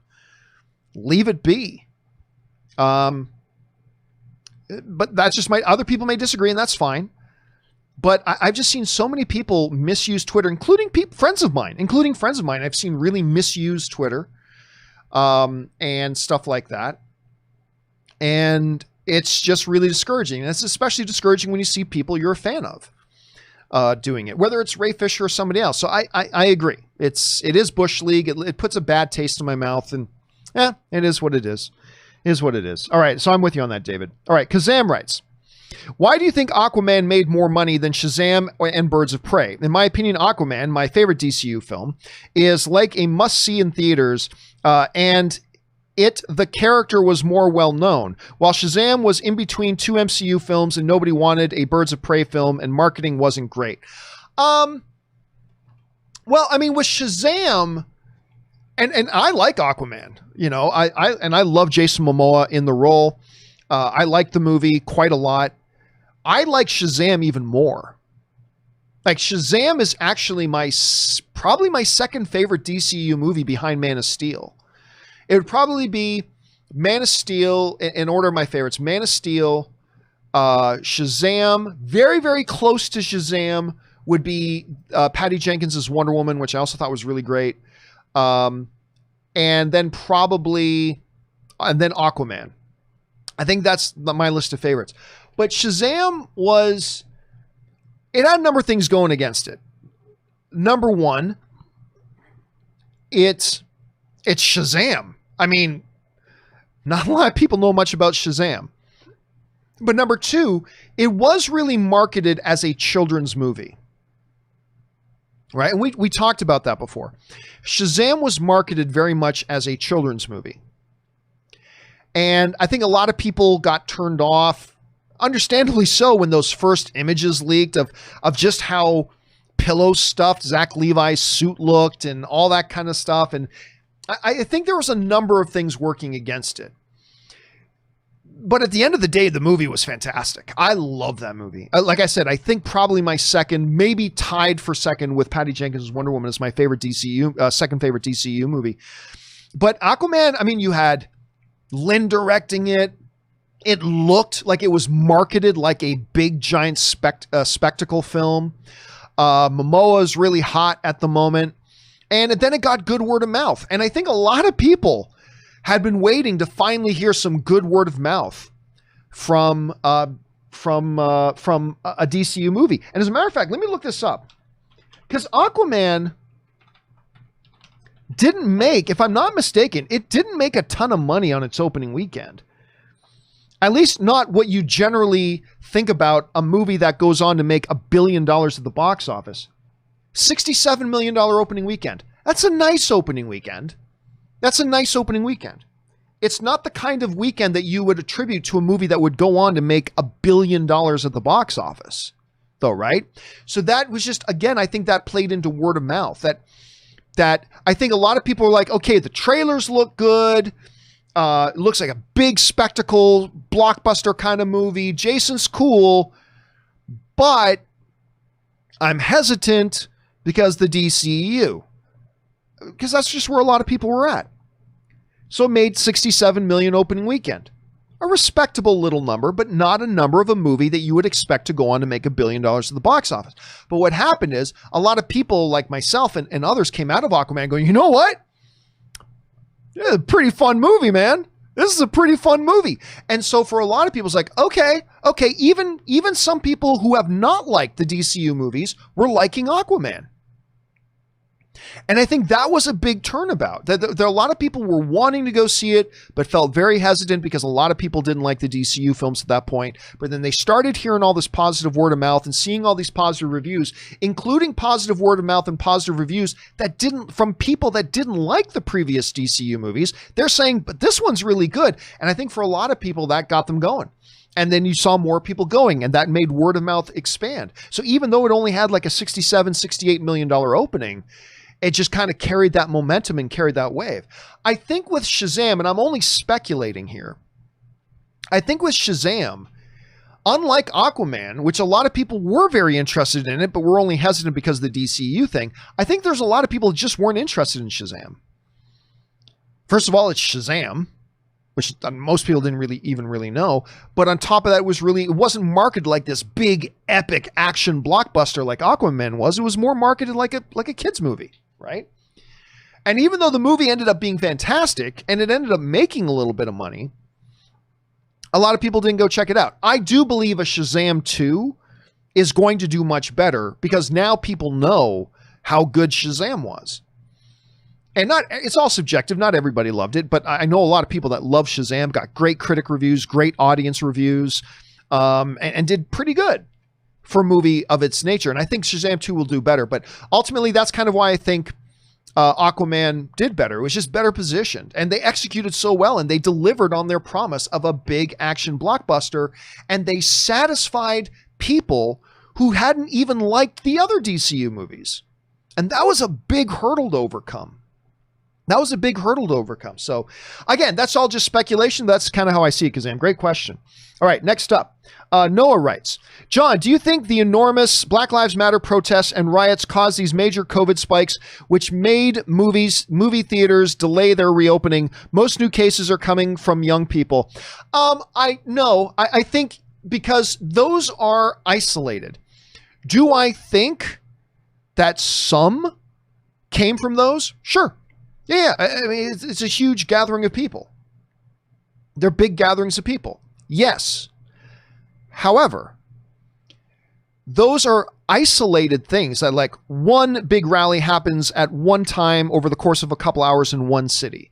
And then another gathering of a certain size takes place at a specific time and place in another city and all that kind of stuff. What is far more responsible is like people every single day on one beach going to the beach and just rubbing shoulders with people for 8 hours every day. Bars opening up. I remember I was in San Diego and we were walking in the gas lamp section and then saw downtown San Diego. It was packed. All the bars packed. Nobody wearing masks. Everybody shoulder to shoulder, crammed into the bars. The bars were all packed. It was overflowing out onto the streets and blah, blah, blah. And that was happening every single night. Every single night. Do the Black Lives Matter protests, did that contribute to it? I'm sure to a degree it did. But it's insignificant compared to the real problem, which is, I'll tell you what, in our in my wife's mom's neighborhood, we were walking our dogs and saying these house parties, these high school graduation house parties, where the houses were packed and people were crowded on the front lawns and blah, blah, nobody wearing masks, blah, blah, blah. And that was going on. Now, granted, those are just little isolated things too, but you're talking about bars that are open every single freaking day, no safety precautions, not social distancing, not limiting the amount of people that can come in. Everybody's just cram packed in there. And it's like that every single freaking night. And that plays out across every city, everywhere. That is far bigger culprit. That is a far bigger culprit than a specific one event rally that happened here, a specific one event rally that happened there, as opposed to 50 bars being open every night, jammed to capacity every single night. That, I think, is the bigger thing. And then even probably bigger than that, and again, I'm no doctor. I'm not Dr. Fauci, but I'm just speculating here, is that on top of that, you just had people drop their guard. And we had millions and millions and millions of people just getting together in social gatherings with they getting together with 15, 20 people, no social distancing, no being careful, no wearing masks, blah, blah, blah. I mean, so yeah, do I think the Black Lives Matter rally? Sure. It's a big group of people getting together in close proximity during a pandemic. Do I think that contributed to it? Yeah, I think it contributed to it, but nowhere near all these other culprits. Nowhere near, just on a sheer magnitude scale, it's a dot on the radar compared to these massive other things. So not really. Anyway, next up, Jeff N writes, and Jeff N sends in $20. Thank you for that, Jeff. If there's a question in here, it's going to be segmented out and put up as its own standalone video in the next couple of weeks. Keep your eyes open for that. And thank you for supporting our channel on that level, man. All right, Jeff writes, I see you rightfully called out the morons packing into bars for spiking COVID numbers. What about the thousands that have been protesting for over a month? Is it wrong to ask if it helped facilitate COVID coming back as well? Again, you're talking about isolated individual incidents, which again, I do believe contributed. Sure. I also believe that there are some things worth it, as opposed to in 50 to 100 different bars in a city every single night of everybody cramming in there consistently nonstop over the course of a month and a half, 2 months since they started reopening things. It's a minor blip. A contributing factor, yes. And for the right cause, probably worth it. But compared to what is the much bigger culprit, which is the bars, the beaches, the massive social gatherings, the street parties, people ignoring things about we're doing basic safety things like wearing masks and all that kind of stuff. That's a much, much bigger thing. I think the whole protest is a straw man's argument because those are small, comparatively speaking, they are small isolated events as opposed to the constant ongoing every single day thing that are much bigger. They're much bigger in their responsibility, much bigger.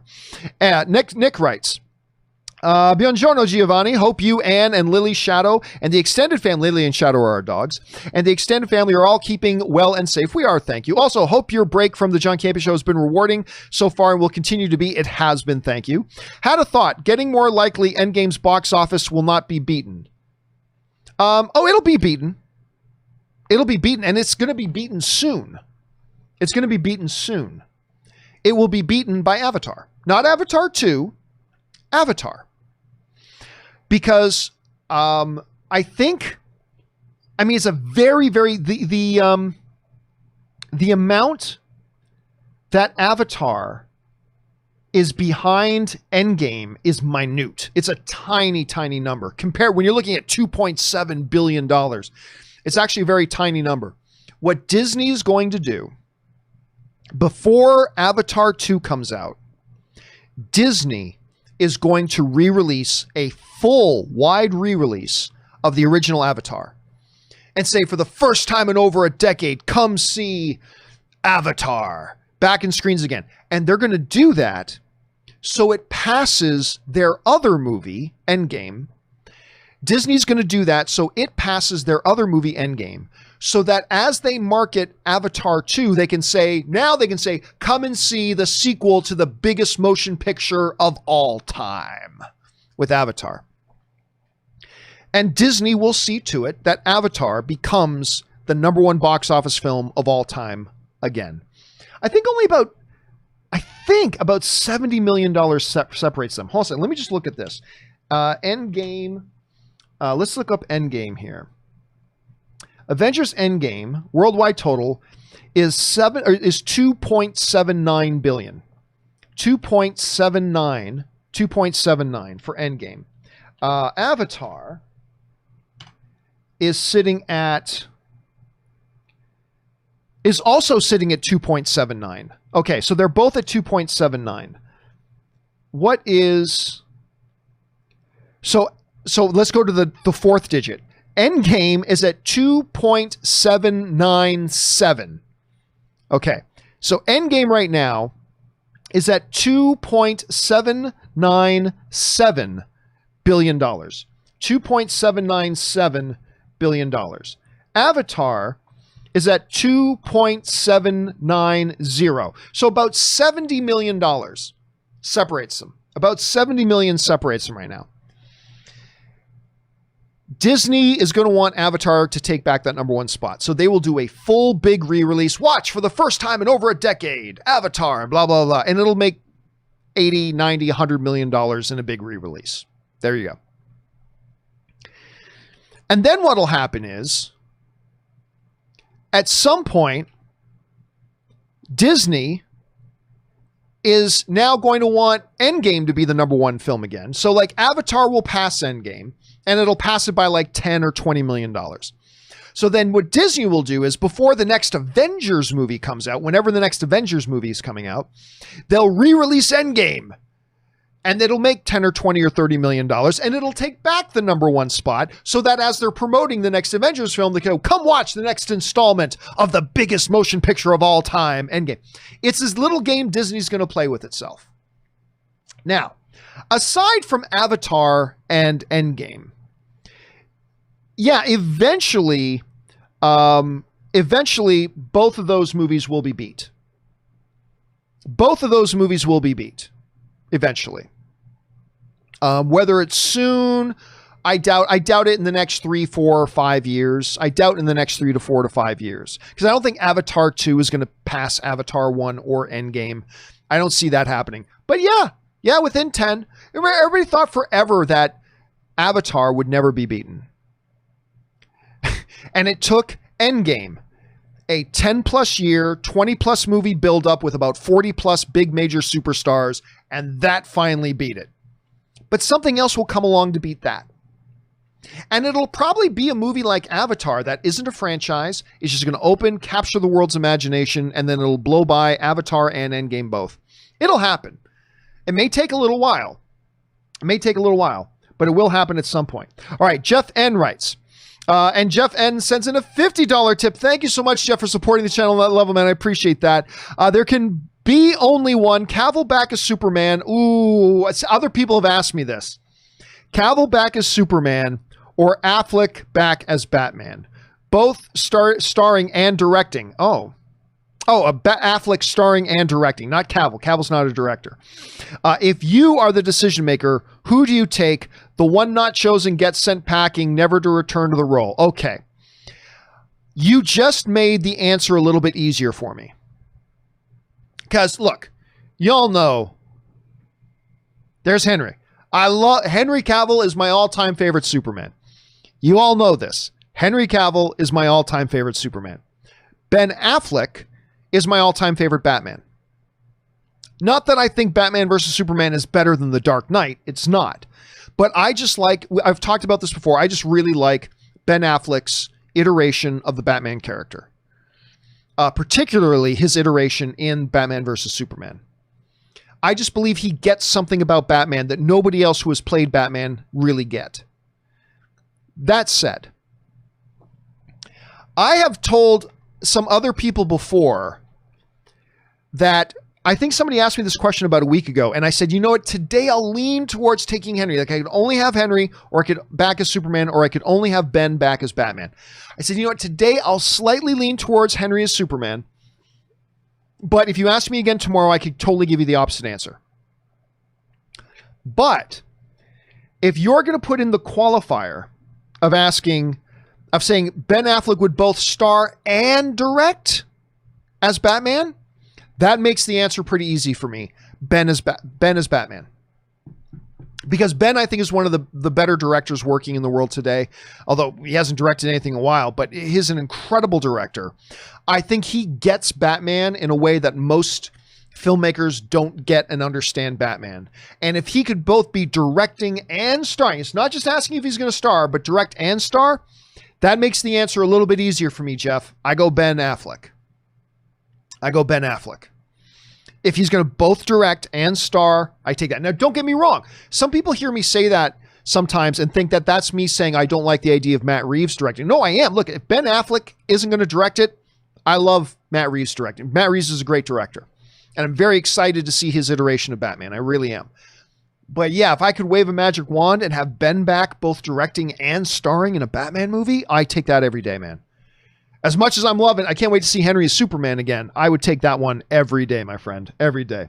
All right. Last question of the day, guys. We've gone over 3 hours again today, so we wrap it up. We wrap it up with this one. Last question of the day. Comes to us from an anonymous viewer who writes, I just saw your talk about how you love Dev Patel in movies. That was a little bit earlier in the show. How you love Dev Patel in movies. You have seen him in. He's amazing and my favorite part in the live-action Avatar, The Last Airbender movie. Do you have plans to watch that hot mess now that you've seen the cartoon? It is crazy how many people have asked me that question. Okay, so for those of you who don't know what he's talking about, I recently, because I've never really watched the Avatar, The Last Airbender series. I never really watched it.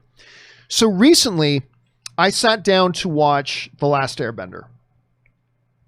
And I really enjoyed it. I really enjoyed it very much. Everybody warned me, when I started watching it, everybody warned me, say, John, just so you know, the first season is a little bit more childish than the next couple of seasons, but hang in there. And they were right. The first season is a little bit more childish. But they still laid great mythology foundation in it. And then by the time you get into seasons 2 and 3, there's still a childish element to it, sure, but incredibly rich characters and rich mythology. I just really got sucked into it. So a lot of people have, and I've seen the Avatar movie. I saw M. Night's Avatar movie, and I hated it the first time I saw it. Even without ever watching the Avatar animated series, I hated that Avatar motion picture that M. Night did. Do I plan on going back to watch it again? You know what? I never did plan on going back to watch that movie again, but I've had you're the second or third person to ask me if I plan on doing that. And you've now raised my curiosity. Maybe I will. Maybe I will, because I hated that movie from the first moment I saw it, and I never saw the animated show, but maybe now it might be interesting to see how my reaction may differ now that I actually have seen the animated series. Will I still have the exact same feelings about the movie? Will I feel a little better about it having seen the show? Will I feel a little worse about it? I don't know. I think I may have to go. I may have to go and check that out. I might have to do that. Anyway, I said that was the last question, but Nick slipped in one more. So let's do Nick's and then we'll wrap up today. Nick writes, following up on Endgame's box office, what I meant to say is due to COVID and the likeliness of theaters chains closing for good increasing, there might not be much of a chance for Endgame's box office. Okay. No. Yeah. If you're asking that on that level, yeah, if AMC theaters and Regal theaters and all these things all close, then yeah, then Endgame is going to stand forever as the last movie to ever make that kind of money. Again, and we've talked a lot on today's show about right now there's two sides of my brain. There's the more optimistic, hopeful side that I'm still hopeful that these theaters will be able to reopen July 31st, that we're going to get Tenet on July 12th, that we're going to get Mulan a few weeks later, that we're going to get Wonder Woman a little while after that. I'm still hopeful, but I also have my doubts.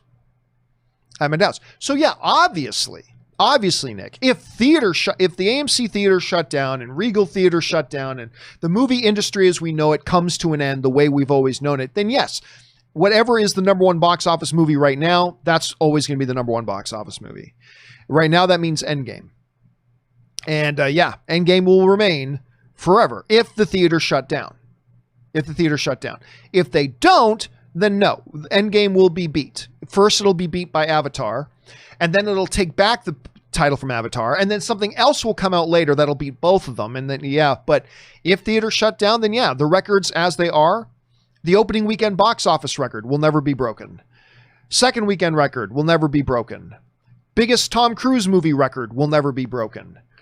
Biggest Bradley Cooper movie records, no records will ever be broken again because it will come to an end. But will the more hopeful, optimistic parts win out, or will the doubts win out? We'll find out soon enough. All right, guys, that will do it for today's installment of Open Mic. Thank you guys so much for being here and being a part of it. I think our next Open Mic is going to be on Saturday. So you guys, I'll look forward to seeing you guys on Saturday. By the way, you guys, if you want to start sending in questions and comments to be on Saturday's show, you can start sending them in now. Just go anytime to the tip link that's in the description of this video, or you can enter it manually here. It's just streamelements.com/movieblogtv/tip. You'll be getting your question or comment on Saturday's show. And you'll be supporting the channel while you do it. So that's there for you guys as well. Again, big thank you to all you guys for being here today, just for taking some time out of your day to spend some time here with us. Also, thank you to all you guys who sent in those live questions, because number one, you supported the channel while you were doing it. And number two, you gave us great fun things to talk about. And number two, you supported the channel while you were doing it. And all of us here at the John Campea YouTube channel, thank you guys very much for that. So once again, the next Open Mic will be on Saturday. I believe it's going to be at 10 a.m. Pacific Standard Time. Hope to see you guys there. Start sending in your questions for that now. Guys, please do the four main things. Stay smart, stay safe, take care of yourselves, and please take care of the people around you. That'll do it for me for now, guys. Thanks so much for being here. My name is John Campea, and until next time, my friends, bye-bye.